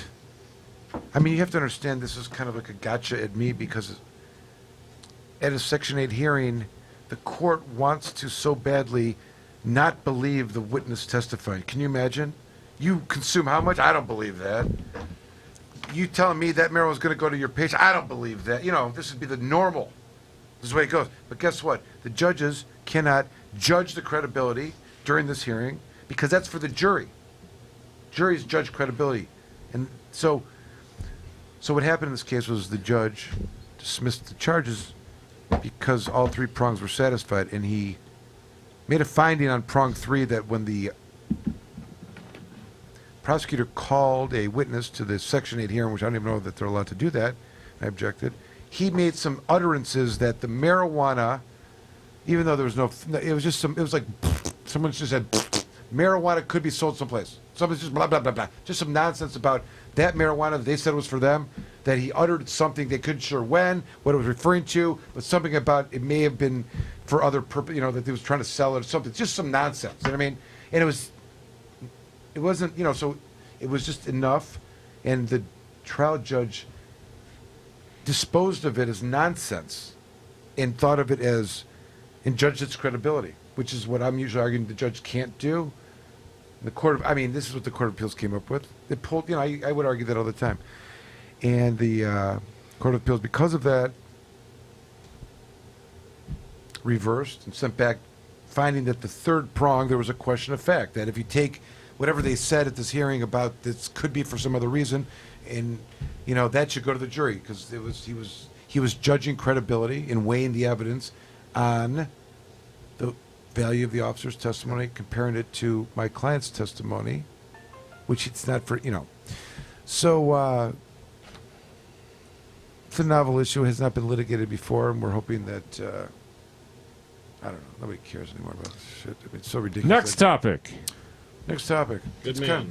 Michigan's regulated marijuana market to lose significant source of cannabis. Rick, what do you know about this? I feel like I'm not getting you involved enough. What was the topic? It's about the MRA bulletin, the caregivers being discontinued. Right. Really? Yep. Do you want to explain the dynamics of that? Do you want on Friday, the Marijuana Regulatory Agency issued a bulletin stating that caregivers would no longer be allowed to vend concentrates and medibles and other processed forms of marijuana into the MMFLA system. And then on Monday, they dropped an additional memo stating that they were going to phase out caregiver contributions of flour by September 30th of this year. You're going to do it in 2 stages. But unless you're actually a caregiver, though, those quantities don't mean a lot. What Gus Burns from MLive seems to have revealed is that a lot of this may be spurred from a big 7,000-pound caregiver registration of flour that went into the metric system that triggered a whole lot of warning bells. Deb, you got something? No, that's what I've heard too. So it's So it's really kind of a false thing that triggered something else. So when you a scam. So for people who don't know, a processor or a cultivator can, have their own cannabis and register it in the system, or they can take cannabis from caregivers and register that in the system. And typically, you would expect that those quantities that they would receive cannabis from caregivers would be, 1 pound, less than a pound, a couple pounds maybe. When you receive 700 pounds... I thought it was 7,000. 7,000 pounds. My apologies. I mean, what 3.5 caregiver is tons. growing 7,000 pounds? Obviously not a semi-truck full of cannabis coming in from somewhere. So this is being shipped in from... This is what we were discussing last week. So the state would say that they can't inspect the caregivers because of the MMMA, and that ambiguity exists in the whole system, but they needed to do that in order to get some... to supply into the Who was the rocket market. scientist that entered this transaction into metric? Oh God. So, but it would still be cool to see the caregivers involved some way, but they would have to agree to adhere to some standards of commercialization, like inspections and shit like that. But that's not even a caregiver. I mean, this is what we've been talking about for weeks here. These people are not really caregivers. Anybody can pull a caregiver license. Many are, but this stuff is open to happening because of the way it's set up, and that is a problem. Caregivers are being penalized because of a scam like this. And those who are kind of above board should, maybe be able to agree to do this under certain circumstances, and I don't think caregivers really need and to then do that right now, stores could have like a limitation on what the percentages of the caregiver you have a little cannabis and stuff like boutique that. in the shop, and that's the caregivers is only a certain percent. It's just been of what working it for is, a while. Why not now just make it part of the fabric? But obviously we know why. There's a lot of pressure on the state to discontinue it because a lot of the big money interests believe it's competition to their investments. Well, plus a transaction like this speaks exactly to what the MSP kept saying they were so afraid would happen. Don Bailey. And so now it's doing no one any favors. Flooded in from other states. Right. Define it or stop it, I guess. Yeah. It's kind of interesting because no one said that this was rejected. Like the state didn't give any guidelines. The question that I'm asked all the time is, how much of my overages can I take up to the dispensary and drop off? Apparently 7,000 pounds. The point being that... with 40 grand on the seat next to you, right? The point being that... How could they say anyone driving around with marijuana, it wouldn't be going to this location to drop off? But contradictions exist within the law, and we've been dealing with them so long. I know. And we can fight about each one of them. And we should, because they all deserve to be rectified. But, man, it's just, there's so many ways in which we're not treated properly. Yeah. The fact that the state would take that in or whatever they would, if the state's Was taking it all the in, same strain, I'm wondering? That would be really crazy. Well, first of all, the idea that I tried some of it. Yeah. Think about the scenarios here. Think about it. So Super good. Pharmaco, Super good. it's Pharmaco. We don't know that for sure. Was that reported in There's MLive? a lot of allegedness Okay. that goes on. That's, Was it that's what reported it as is such? believed. But All right, it's- never it's- mind. Could it have People been have said it, yeah. transported? Did it come from outside the state? It could have been, and circumstantially, it No one appears to knows. have. Well, Here's isn't one of that the issue? No, well, first of all, the caregivers are not It's using an issue. It's not just the issue. the caregivers are not using, nor can they use, secured transport to get the marijuana from their basements to the facilities, which is problematic. True, Okay. right. So anyone can show up at the facility in a car, theoretically, Or a semi. or a semi, and there's supposed to be. I've heard different things. Maybe somebody can enlighten me on what their takeaway is, but a lot of the facilities I understand are taking cards, taking notes, taking driver's license, giving 1099s or some other form of approval, and recording and writing checks even to that extent. Now, others, I understand, don't do any of that. Don't ask for licenses. Don't even ask for a caregiver card. But what's the interesting DL. is that if a licensed facility, it's just concerned about the testing. If a licensed facility grower would be in a position to take in 7,000 pounds of marijuana, 3.5 tons. Unbelievable. how pathetic for them that they can't play in the game, and that would be a thing that they would do. It almost suggests that there's such a problem with the existing system that would be necessary. Like this entity that's got a license would first of all, I'm sure they wouldn't do it if they thought it was illegal, right? But they're doing it. They're doing I don't think it. that's true. Yeah. I think they would do that even if they Yeah. knew it wasn't Yeah, proper. that depends Look, on which- we live With in all that's at stake. well, you know what? You would If think they that. didn't think As long as they they could weren't do gonna it, get caught. But look- they entered into a system. They are basically doing it without consequence, so they felt as though they could do And it they without did consequence. and will. Yeah. And the lack of guidance on what, 7,000 pounds is 1,000 yeah, it pounds. was enough? kinda It's open, already, so we're is gonna it let it already in slide. the stores? It's already in the. It is already in the store. Okay. But remember, we're in this So weird for the dichotomy right system. now where you have pounds in Oregon going for like $500, and you have pounds in Michigan sometimes going for 4,500, Yeah. 5,000. They're selling it through the system for $6,000 or $7,000 a pound. So, right? when you look How at do the patients profit pay for potential this? I don't between those two understand. numbers, importing it from Oregon sounds pretty damn attractive Yeah. when you're talking about that kind of profit at that kind Well, I of think number you of pay a pounds. premium though if I you think get somebody to load up a truck and roll it to you. There's a price for that too. I think what's happening, if I was to be so predictive, is that the would be acceptable. based on recreational the market amount is that keeping they things do. alive because now you have people that Profit just mentioned, sure. can buy it in a store. Yeah, but I don't know any patients, real patients, who can afford to Of buy their course medicine. not. And so that it's just this whole thing is just crazy to me. What about the Seems. phasing out of the caregivers? Is that ever going to happen? Jim Powers seems to think so. I do. So it's tough to There'll definitely be a move for it, and I'm more and more concerned that the Democrats are going to go along with it. Of course they are. It's going to be pretty easy. I think most people think they say, well, it's legal now, so why would you even need a caregiver That's system? exactly what they're going And to that's say. what they're going to say. You can just go to the We're going to make dispensary. some arguments at that time, but And please don't Yeah. email me and send me messages about the fact that you don't like what I have to say on that topic either. I mean, I've been saying the same Does that thing mean for the they'll take last away your 5 years. 12 plants too? No, They they won't might. take that's away your 12, recreational, that but you've got. the ability to caregiver for others. But by the same token, that's probably not close at hand. We have an election year now, 2020. They're not likely to do it this year. I doubt that they're going to have the composition of the legislature that would want that in the 2021 or 22. The regulated market has to be working first, and that's the only reason they haven't done it yet. But Right. we've seen MSP consistently since 2009. I've been testifying before the legislature since 2010, and I've heard them dozens of times say we want cannabis out of the residential areas. Every time we see them, That's say what it. they say it. Every single time. The kids, Jim, it's for the kids. It's the It kids. is, it's the They, kids. there's no reason people should be growing marijuana in their houses, is what they say. Toxic odors. Our in first the guest, Howard neighborhoods and- Woolridge, may have even agreed with this in a way. Like he was not a I fan mean, of the. maybe He said it's a but psychoactive I'll- substance. I'll I mean, tell you what else is working against us, though, is that when we had the medical program in full swing, not the MMFLA, the MMMA, we had people that would show up in Lansing and would fight to maintain whatever rights they were allowing us under the act. And a lot of that has stopped. So when it comes to caregiver rights, it is going to be incredibly important that the people that it impacts are making their voices heard in Lansing, because I'm telling you, the state police are there. They have a lobbyist. They have this public policy liaison, and their whole job is to sit in Lansing and try to further the MSP's agenda when it comes to specific political issues. Prove that Data Master works. Right. Exactly. Yeah. You know, it'd be interesting because I think it's a matter of time, because if we found out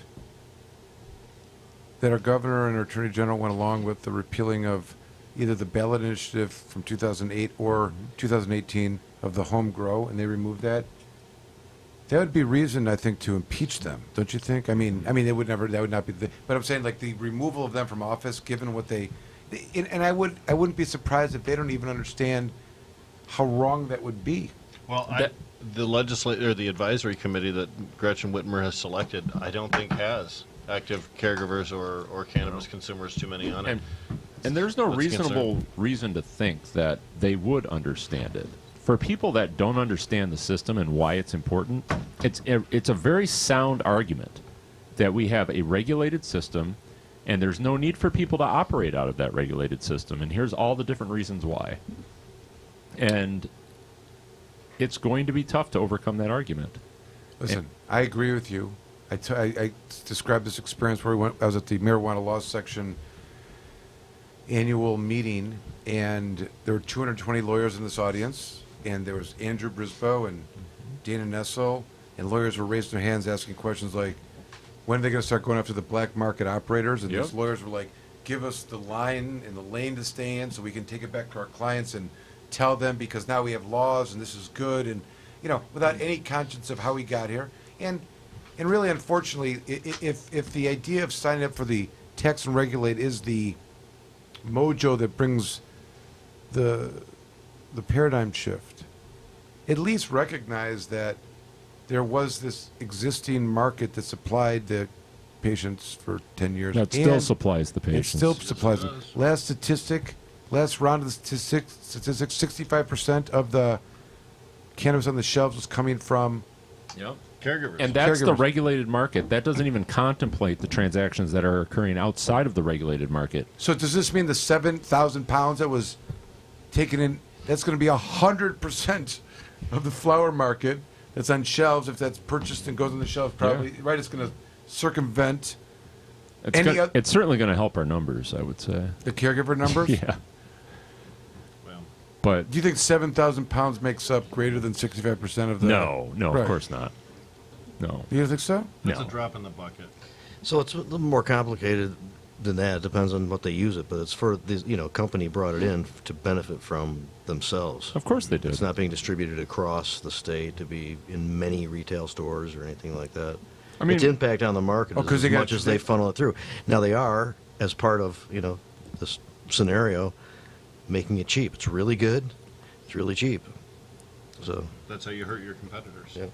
You're saying that because they got the triple license, they're stacked? What you saying? No.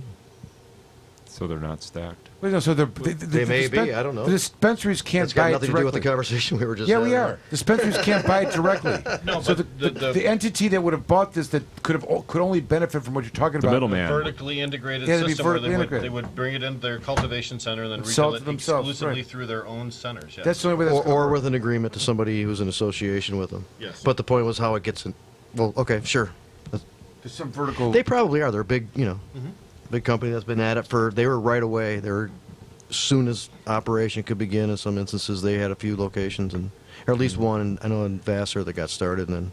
Maybe this was a strategic ploy by the regulatory. Well, it's, let's say they got, good numbers because of this, and some people are looking to buy as the market takes off. That could be one reason to have that. No, I advantage. mean, obviously, there's lots of good reasons for them. Yeah, they to could just they could be cheap and still have a really big margin. Yeah. And just still, many nefarious scenarios, and they took advantage of that giant loophole that's being now they're gonna erased close it. by the state. But they're probably going to let it slide because of all the ambiguity around that. From what I Let's understand. address this issue. My dear friend Daryl Berry seems to think I have to call out that our new regime has not done what they promised to do, and someone's got to tell people that not to use matches in the fire in the forest, stop forest fire, whatever he's trying to say. Smokey the Bear stuff, I don't know. But is this what's going on, Jim Powers? I know you're and Deborah. I expect you to defend or maybe pass. But is this that we're talking about right now a product of the current regime, or would we even be talking about caregiver supplying into the market at all? Would that have even been a thing had Tom Leonard been our Attorney General?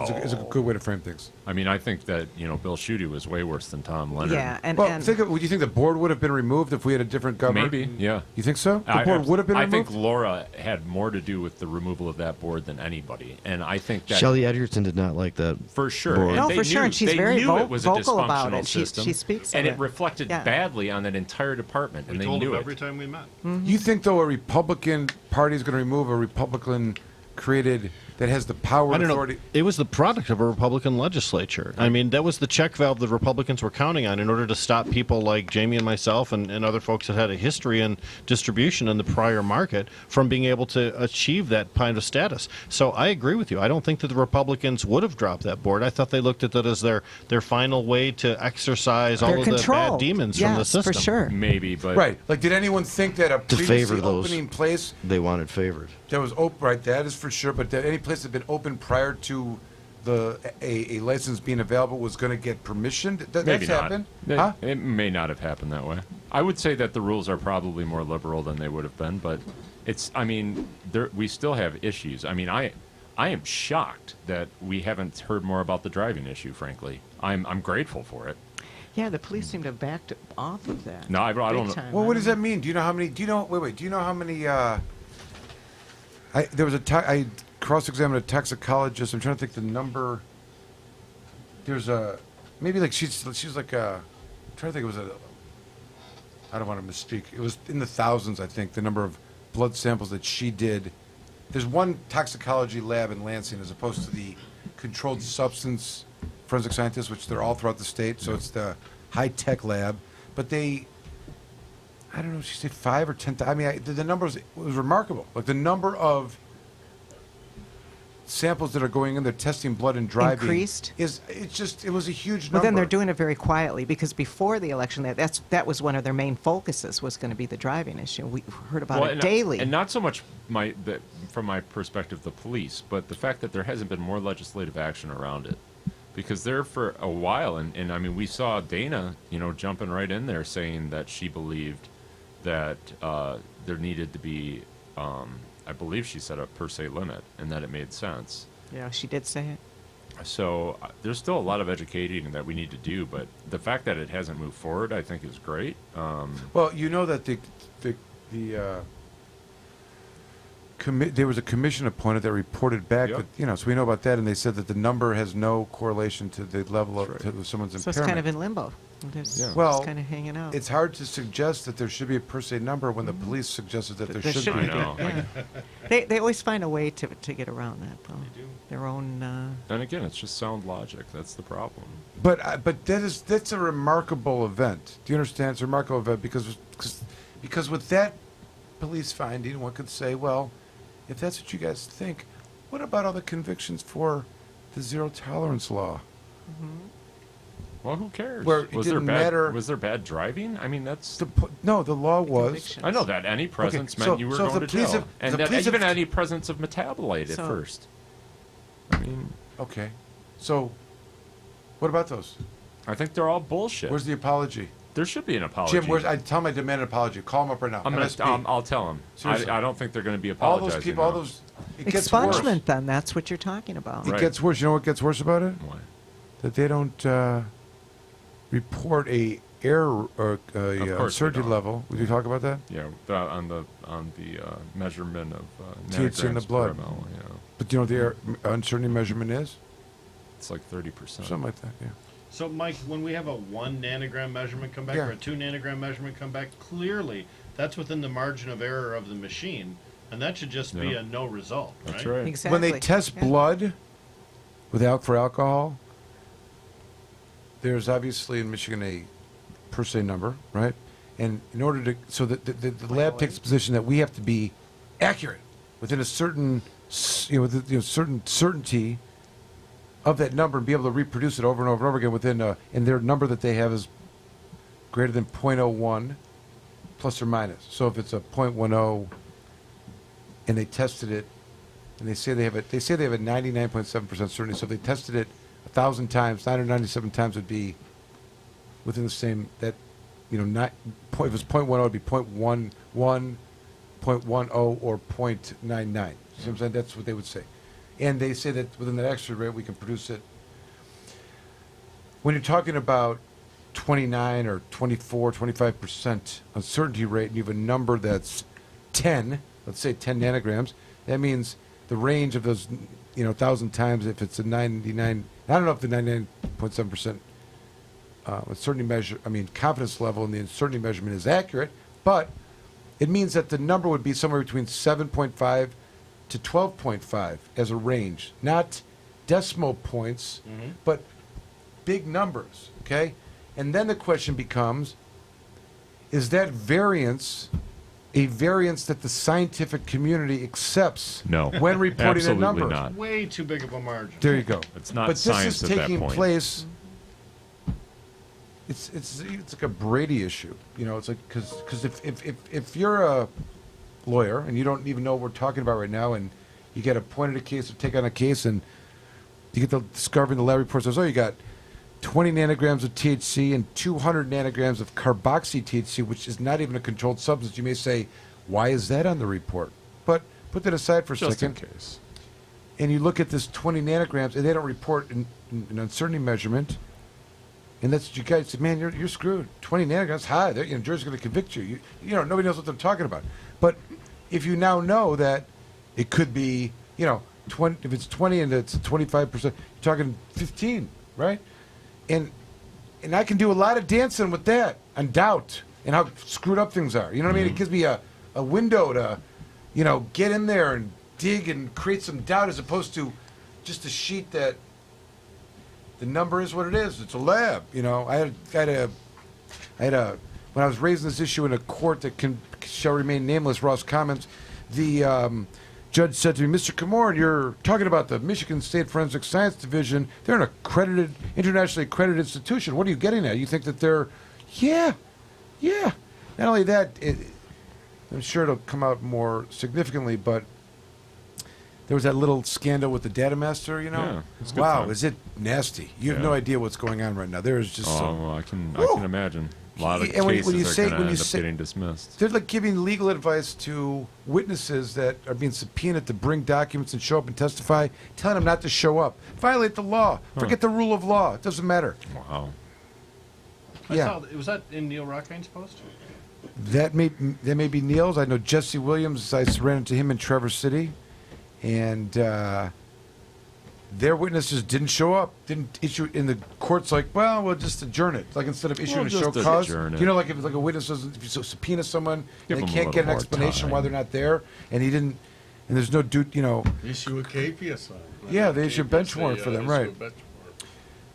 By the way, I was in Traverse City the other day for my second trip up there to a court that is, it's kind of like the North Pole to me. It's so far away and so early Traverse when I City's leave. It's a like, really lovely got so town, much though. drama. Thank God for Dewey, by the way, because he's gotten me there twice. Last time I was like an hour early. I don't even know what happened. I think we time traveled somewhere in the middle of it. Did the clocks change as you go north? I don't know. That's what I felt like. It was really... Anyways, so we get there and we're arguing about the simple, medical use of marijuana while on probation. On probation. Yeah. So, Should be a simple motion. And first of all, the legal arguments made by the state, I should just say, were like offensive. It should, I think I could issue a criminal charge for how poorly, not poorly, but just the arguments that were made. Just I feel a new script coming out, Amanda. yeah. But here's the best part of it. There's A new a performance. the trial court. The judge was apologetic and coming to these conclusions. Kept referring to this policy by the circuit court judge, that no marijuana or medical marijuana shall be allowed while on bond or probation. And he goes on to explain the reasons why. and they're laughable, and just totally. And the best part is this judge is retired, okay?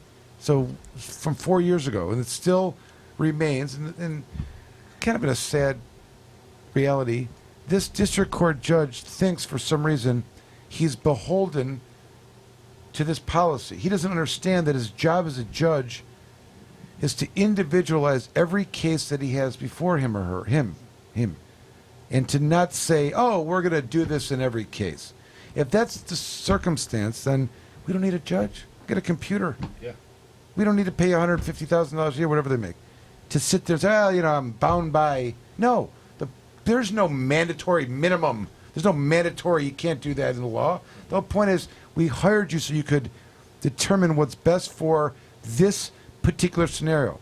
And if you're going to prohibit something, the case law on this is that it's got to be related to something.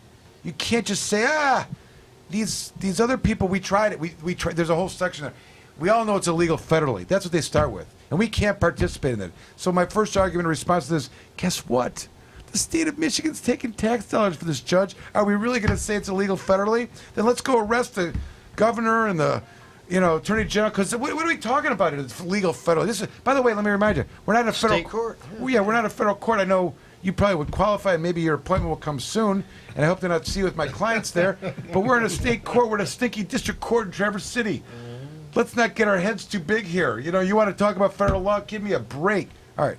Then, moving down the list of stupidity, we've tried this before. All these people are smoking weed in the parking lot and coming in and smelling like weed, and this is him, imputing all this evil onto all others that come after the fact. This is all in the transcripts, right? This is in a written policy. This is going to be a good one. That was part of the prosecutors.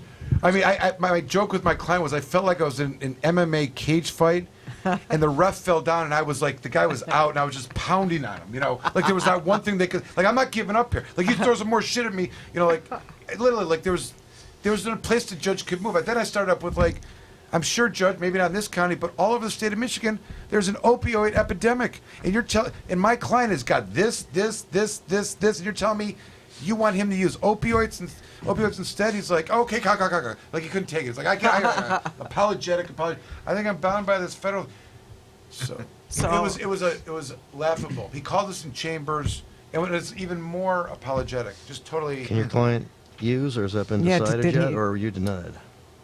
He denied the right to use, but he's got a script for dronabinol. It's like, I don't know. It's like, he said he's doing fine. I go. So if he tests, then it doesn't So he's like matter. taking Marinol. He's fine. testing Yeah. positive, He'll and be his fine. levels Well, are it's because the of his same. Marinol, not it's a because Whatever. Yeah. I mean, That's the question they asked me when I failed the Fed test too. That's the first question they asked me when they called me. Are you taking Marinol? So. That's when you know. This is. No. I mean, it's not just error. Yeah, right. Send me It's such some, an error, please. like it's such an error just in terms of the lack of individualizing the sentence. It's just the general principles of the branches of government and what they're generally supposed to do. And Well, the first piece of the MMMA from 2008, marijuana is now medicine in the state of Michigan. And to treat it as it's still a Schedule I controlled substance is, again, one of those contradictions we talked about. Inappropriate. Yep. Can't get away from. How about hemp? Maybe we should talk about hemp. the other argument is, well, we don't let people use alcohol, and that's legal. I go, this is medicine. I mean, like wherever they went, you want to walk over there? Walk over there. It's medicine. There's no medical alcohol.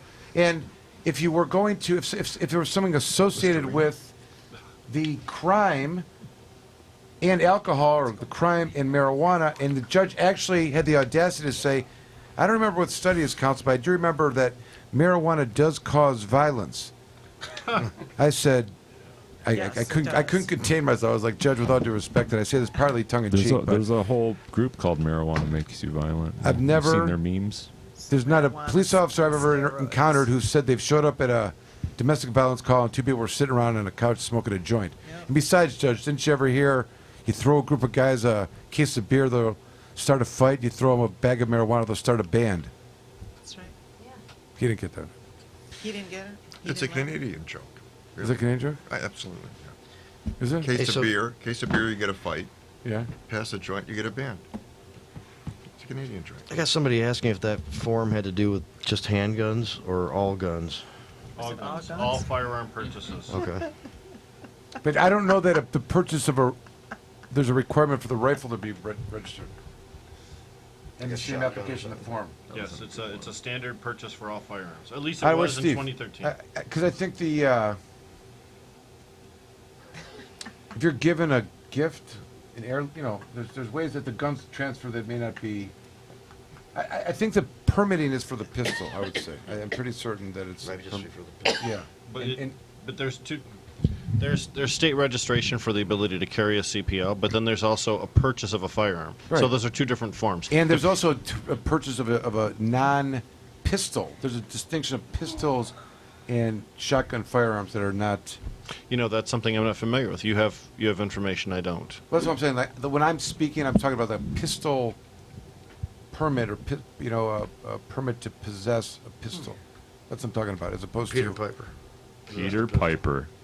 But packed a piece of people. Steve Miller. That's a Steve Miller police officer question. Split. Come back, Steve. Shotguns treated differently with registration than pistols? Yes. In what way? Do you need a permit? No, you don't need a permit. Right, that's what I thought. So you can drive with it. It's got to be in a case. You can even have it in the. Locked in the trunk. Right. But if you purchase one, you still have to fill out the federal form. That could be. I'm not sure. I haven't purchased. If you purchase a gun at Dunham's, no matter what kind of gun it is, you have to fill out the federal form. The federal form we were talking about earlier? Yes, sir. Yeah. Where it asks you about the cannabis use. Probably right. Could be. Probably he is right. I mean, we're back to where we were before. If they're asking you to provide information that one would have to. So you quit using cannabis, and then you fill out the form, and then you discover it again. That would be the approach. How would anyone? How would they? What if someone wasn't using cannabis and they started to use cannabis after they got their gun? Would they have to turn themselves in? Say, my ex-wife. Oh, and the judge would be like, yeah, I understand. Okay, you go. What? What? Yeah. Ex-wife drove me back to Canada. Rick made an ex-wife joke at the Ypsilanti City Council meeting, too. Oh, man. Ryan Jones, I see, is giving us a shout out. We talked earlier about the open mic with Mike Morris episode that we did. Oh, and yeah, Ryan's been with us before. Ryan has been on before. He actually part of the played show, it's part of our show. He's part of the Mike Morris show. Part of the Mike Morris show. But he's been a guest here. And a what couple times. you should remember, he was the was he the bailiff or something? No, he was not the bailiff. Colin because was the Colin was the bailiff. bailiff. But we didn't do the. He was here for that. He had a character, yeah. Was he played here? a role. Yeah, he was like, part of it, yeah. What was he? I don't know. Maybe he was. Was he the prosecutor? He might have been the He might have prosecutor. been the prosecutor. Yeah. What were you, Ryan? Do you remember? He doesn't. All right. But I don't recall that. I was so into my own character. I know you were. I wasn't really aware of what was going on. Yeah, he was somebody I don't remember. He might have assisted. Deb, when we bring up the next, Maybe he was right. I think the assistant prosecutor, because there's two lines, right? So we are past 10, and we haven't gotten to a couple things. Maybe just Do you want to suggesting. keep going? Okay, what do you want to talk about? Well, maybe We can do Joel. a show for next week. Joel's here. Joel, let's go. Oh yeah, at the end of the show, he likes 10 minutes. I think is what he was requesting. Just No. kidding. I'm to lead the show next time. That's it right now. Well, you Well, have no. the opportunity. Again, having to sit and learn the legacy of the law and its filtering into now the federally legal aspect of industrial hemp, though it's really just hemp. The bleed through is always amazing to me. So I like being at the end of the show, because I've actually learned that 0.3% is what is kosher, as far as you don't have to destroy your crop. They actually know that percentages could go as high up as 9% on hemp for CBD, and so do the cannabinoid values of them.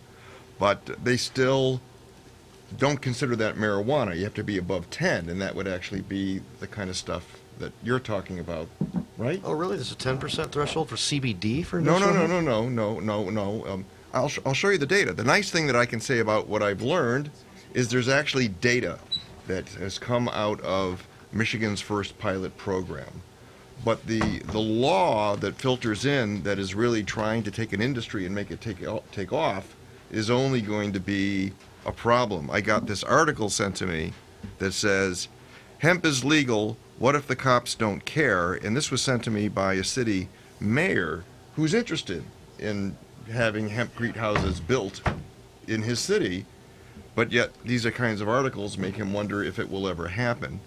So this article talks about kind of the opposite thing. It talks. Oh, hold on. What's going on here? So it's the opposite. Like in transit, you could have a legal hemp state, transit its hemp to another legal hemp state, but if it goes across a state that hasn't legalized it locally, even though there's a national federal law, they will bust the truck and confiscate the CBD hemp. And yeah, but they have no. They shouldn't. What if the cops don't care? Right. Well, I understand. When I say they shouldn't, it doesn't mean that they don't. Exactly. Just saying it's not like, I'm just pointing out that they're not supposed to. Exactly. It's just like the same kind of stuff the whole front part of the show was about. Right. What if what they does don't the data care? say, Joel? Stop teasing us with that. What is the data? Okay, here we go. So the data. Data teasing. This actually is what happened in Detroit, and I'll show these graphs to Tommy if he ever wants to put them on. But very basically, now's the time. There's no future. No. Go It's on my phone. But listen, in the state of Michigan, there are 603 registered growers, which consist hemp of growers, hemp industrial Licensed hemp growers. Growers. Registered. They paid their money to license themselves. $100. Go ahead. And there were 850 outdoor locations in the state. Meaning 1% more than one? Yes. Good. Yes. And for a total of 15,477 acres identified. Wow. There were 300 indoor locations that were also active and growing. And there were 483 licensed processors. So still more growers than processors. So that was great data. And then I ended up finding out all kinds of great names for the CBD that actually comes in under 3%. Under 3%. One is called Cherry Struck Choice CBDC.com. Okay, you're talking about strains? Strains, exactly. None of these are guaranteed, and they're all determined by the environment to which they grow. Am I right about that? Well, in part, the genetics and the environment are kind of that would crucial. be true. I would think I'm not a grower, but I would think there are all kinds of factors that can affect the CBD rate or the. Did you have a percentage of the number of farms that did not? Yes. Well, the data will show how many were actually hot. On the hot sample chart, the hottest one was 8.75, and it was called ACDC. And again, anything over 3 is considered hot, and there were any number of strains. 0.3. 0.3, right. 0.3, correct. You're talking that it was 8 point something. Yeah. The THC. Right. Yeah. No, I know that's not. That sounds like. See, some of the names, some of these names are the same as a lot of strains we've seen in the actual medical or recreational world. Right. And ACDC is a high CBD strain, but it's like a 1-to-1 or something like that. Well, Take them just like just like they breed them. The highest. Right, same name, but the particular version of it has low THC or whatever. Yes, right. and they breed it down to. Yeah, so that's the point. I don't think, Joel, many of these strains that you speak of, are genetically modified from marijuana. Maybe, yeah. Okay, right. well, from That does happen, right. From cannabis sativa L seed of some kind, you could say, as opposed to what I would suggest exists in the world someplace, which are the original, 7 or 8 hemp seeds that were. Once upon a time. No, but I'm saying, there's been no use of them or breeding of them or storage of them since whenever the last time they're grown in the United States. I mean, they exist out there like Russia, other countries that have been doing they've been doing it, have a plethora of seeds, and I'm sure they put them in the ground. Like China. China was number 1 or number 2 producer. Still is. Of hemp in the world, and related to, especially producing for the import of into the United States. They're not having these problems. You think they're having the fucking Colorado monkey sky, hemp strain that's maybe turning up. This year they recognized a lot of farmers ended up buying a lot of what they bought online, and it probably ended up being more marijuana seeds than CBD.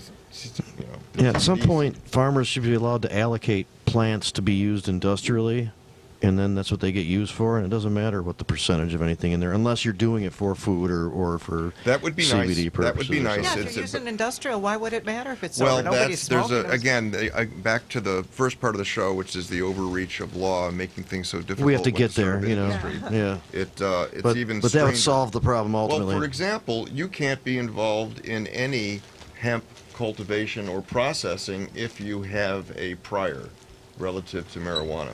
And that would include anybody who's a partner or 10% investor in the organization. Those dangerous that hamsters. is Those not. I thought dangerous that was. hamsters, you know, I thought they're that was out there extreme. That is in Michigan law? Yeah, I thought that's extreme, but you cannot have priors. You cannot have priors and be involved in growing It industrial. wasn't hemp. in the MRTMA part of it, I know that. Well, that's what they. But said now. there were other legislation and the federal law that all were kind of like somehow Good challenge. synthesized Good at legal some point, challenge right? about that. Think about it. Yeah, that sounds weird. Well, I asked The about application process specifically precludes felons. But I would agree that they've butchered the law that the MRTA would not have it as a preclusion from licensing In for fact, a marijuana license. How could they it do that? specifies if it was that, and as long as it didn't include Right. cartels and kids or whatever. Well, then that would be an interesting thing to take up, but right now they're separate in their own way. But no, the question no, that I because asked, the MRTA law legalizes marijuana and hemp. I'm just telling you the question that I asked to I know help you don't give like clarification. mixing and matching the two.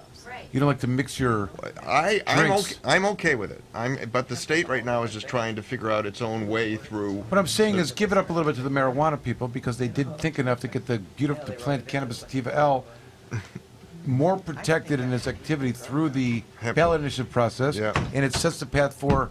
And ironically, the government is working exclusively on its pilot program that they legislatively created, and very little, if any, legal reliance on the MRTA to promote the industry has been done. And we're letting the executive branch create all the rules.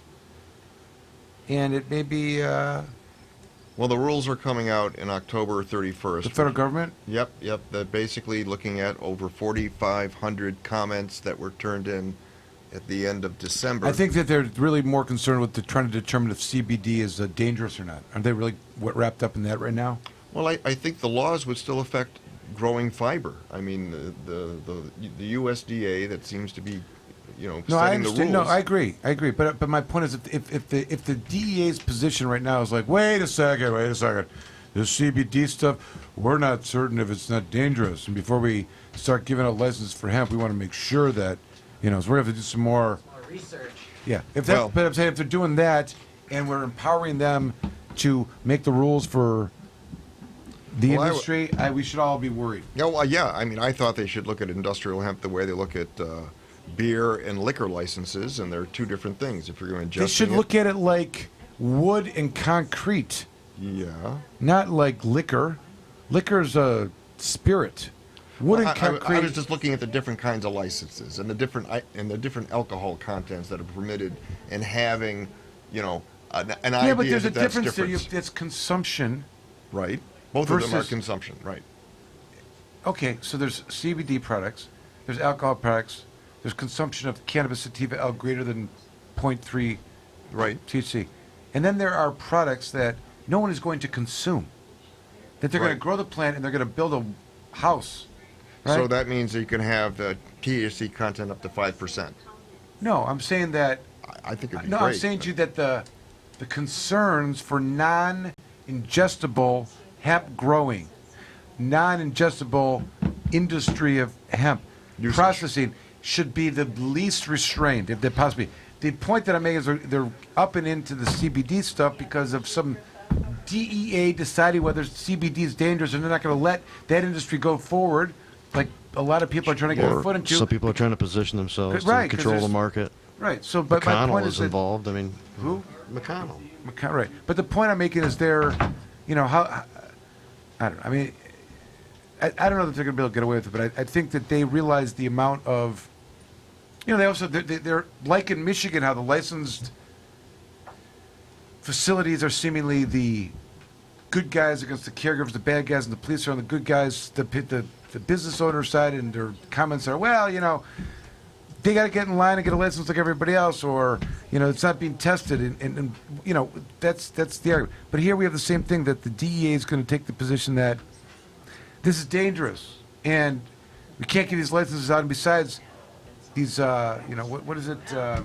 Epidiolex has already got a patent on this, and we got to protect their interests because they're paying us a lot of money every year that we're not going to get back from. So the more restrictive we are with CBD, the higher bar is going to be to get one of these licenses because it's a consumption, because it could be dangerous, or we're going to do it on a trial error basis where we're going to do what do you call them? What do you call them?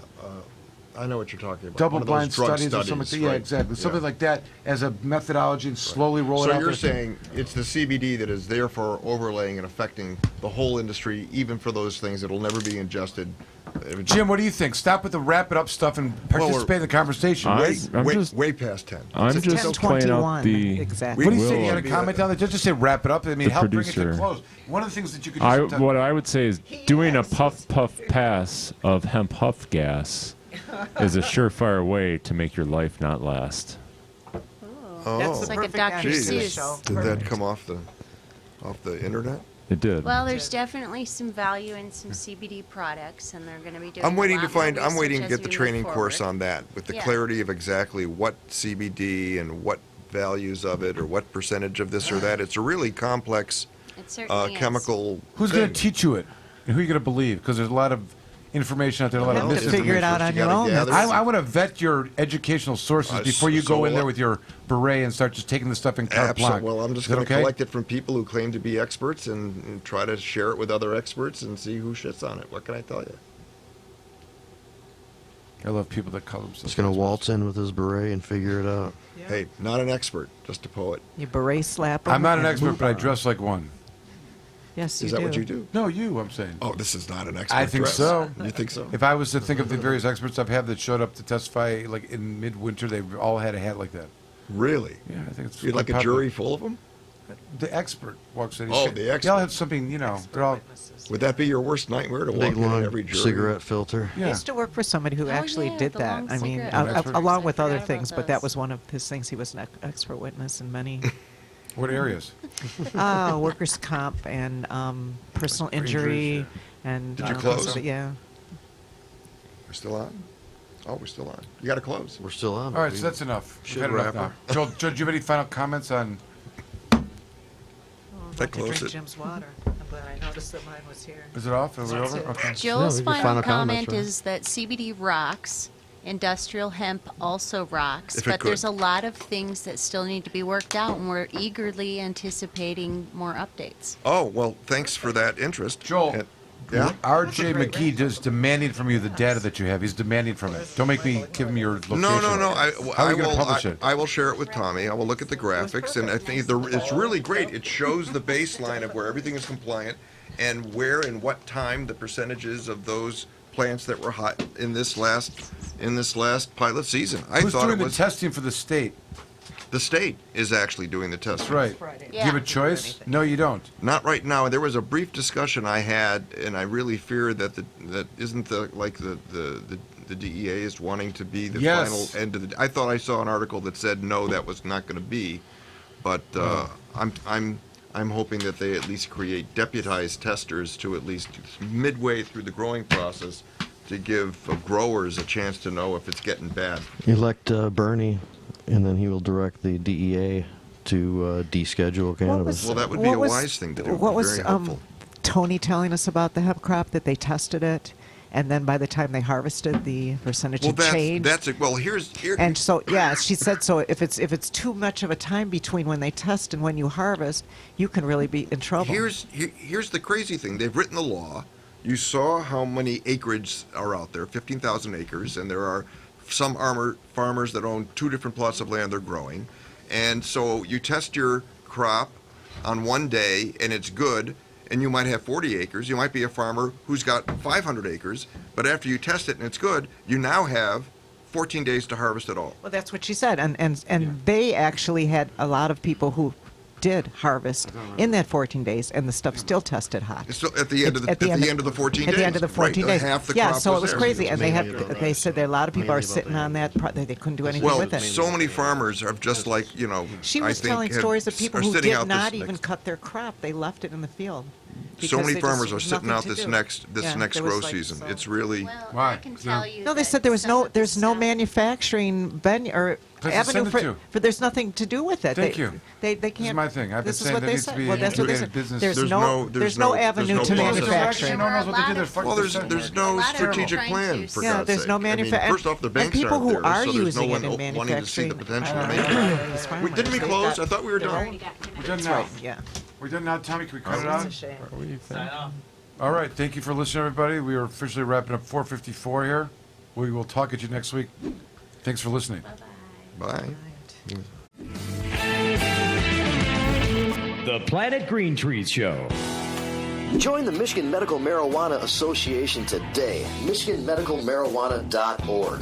The MMMA is focused on the well-being and safety of medical marijuana patients. The MMMA site provides the most comprehensive and up-to-date news on legal issues, politics, research, cultivation, as well as the various strange products and methods of cannabis use. Come join the discussion with the most knowledgeable and passionate advocates in Michigan today.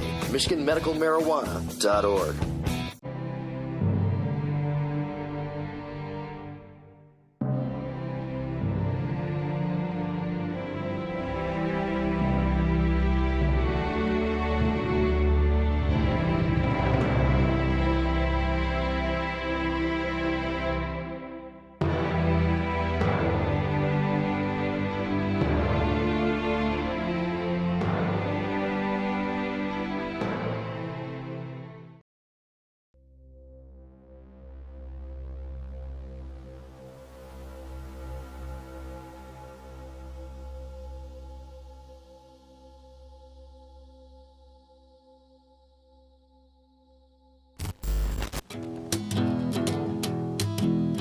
It ain't fair, John Sinclair, in the stir for breathing air.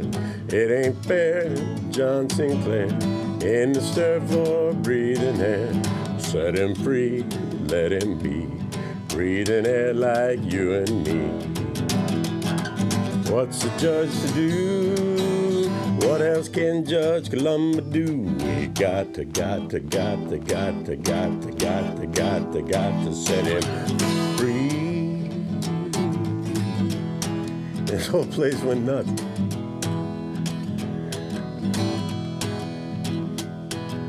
If he was a soldier man, shooting gooks in Vietnam. If he was CIA, selling dope and making hay, he'd be free, breathing air like you and me. What's a judge do? What else could Judge Columba do? Well, we got to set him free. And sure enough, that was Saturday, and then next Monday, John Sinclair walked out of jail. And the Supreme Court issued an opinion in People versus John Sinclair that said, it's cruel, it's unusual, it's arbitrary, it's irrational, it's capricious, and it cannot be the law in the state of Michigan that we treat marijuana the same way we treat opioids. And they set him free.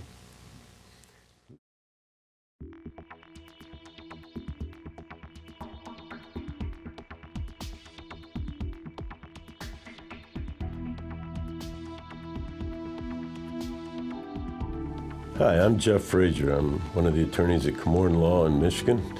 And on behalf of poet John Sinclair, some doctors, some pharmacists, some organizations, we're suing the Michigan Board of Pharmacy to finally, once and for all, to remove marijuana from the Michigan list of controlled substances. John Sinclair was and is a poet provocateur, an adamant opponent and protester against America's involvement in the Vietnam War and all the bombings. He was organized together with Abby Hoffman and Jerry Rubin and the Black Panthers guys. And, he organized against the war. And in his words, we were protesting the war and we were advocating for for the legalization of marijuana, all the while smoking vast quantities of it. We ought to do something about finally getting this plant off of the controlled substances list. We have law where the state of Michigan is licensing the medical use of marijuana. At the same time, it says under the Board of Pharmacy says under the Controlled Substances Act that it is still a controlled substance. And not only is it still a controlled substance, it's still a Schedule I controlled substance. And being Schedule I controlled substance means that it is contraband per se, and that its mere presence is evidence of a crime, and it justifies the raids. Michigan State Police spend 40% of their resources going after marijuana that is allowed for medical use, is licensed by the state, is now been voted into law by the people of this state to be legal for adult use. And yet it's still 40% of the police budget, still 40% of the prosecutor's daily load, it's still 40% of the Michigan State Police Crime Lab daily load. And it's still Schedule I, which justifies the stops, the searches, the seizures, and more importantly, the raids. And that means men with AR-15s and ski masks going in where men, women, and children and dogs and grandparents, are quietly sitting there watching TV. And because the neighbor complained of the smell of marijuana coming from a basement window, these patients or caregivers and now any citizen in the state is allowed to grow. The continued placement of marijuana on the Michigan State list of controlled substances is just simply absurd. Hopefully we'll get our hearing. If not, then we'll fight it out in the Court of Appeals and ultimately back to the Supreme Court that originally spoke in the case of John Sinclair back in 1971. It's time for, this absurdity that has forever lived at the heart of the drug war to be done with. And the way to do that is to take marijuana off the controlled substances list altogether. It's no longer to be policed. It's to be regulated.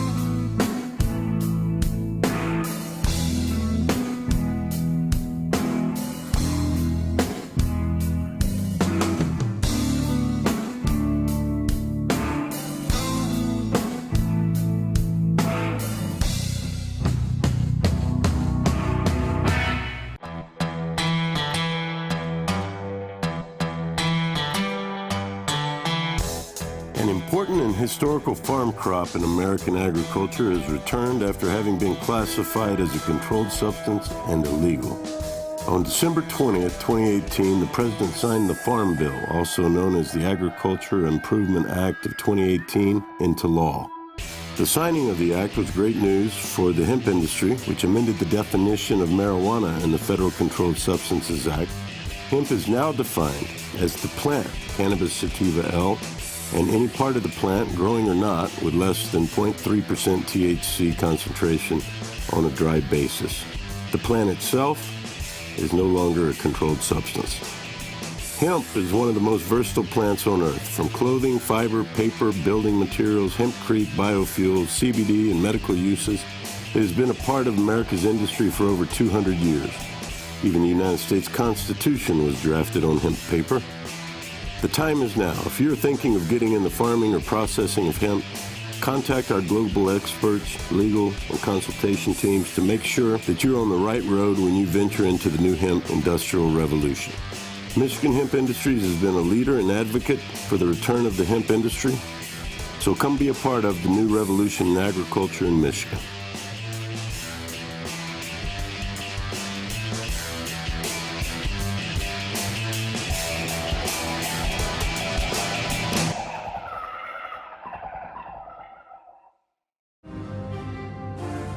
Camoran Law.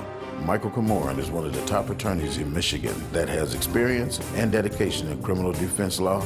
Camoran Law can take your case from arrest all the way from trial, appeals, and even to the Supreme Court. The team at Camoran Law has the compassion and the experience you can look to for help in your time of need. Camoran Law has over 25 years experience in criminal defense. We have accomplished numerous legislative changes through community involvement and lobbying. Our award-winning law firm has a reputation like no other for keeping overreaching government accountable and in check. We have built Camoran Law for people who need lawyers to stand up to the system, fight back and win. Once we become your lawyer, you become a part of our family.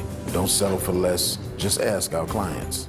Camoran Law, the best damn criminal defense lawyers, period.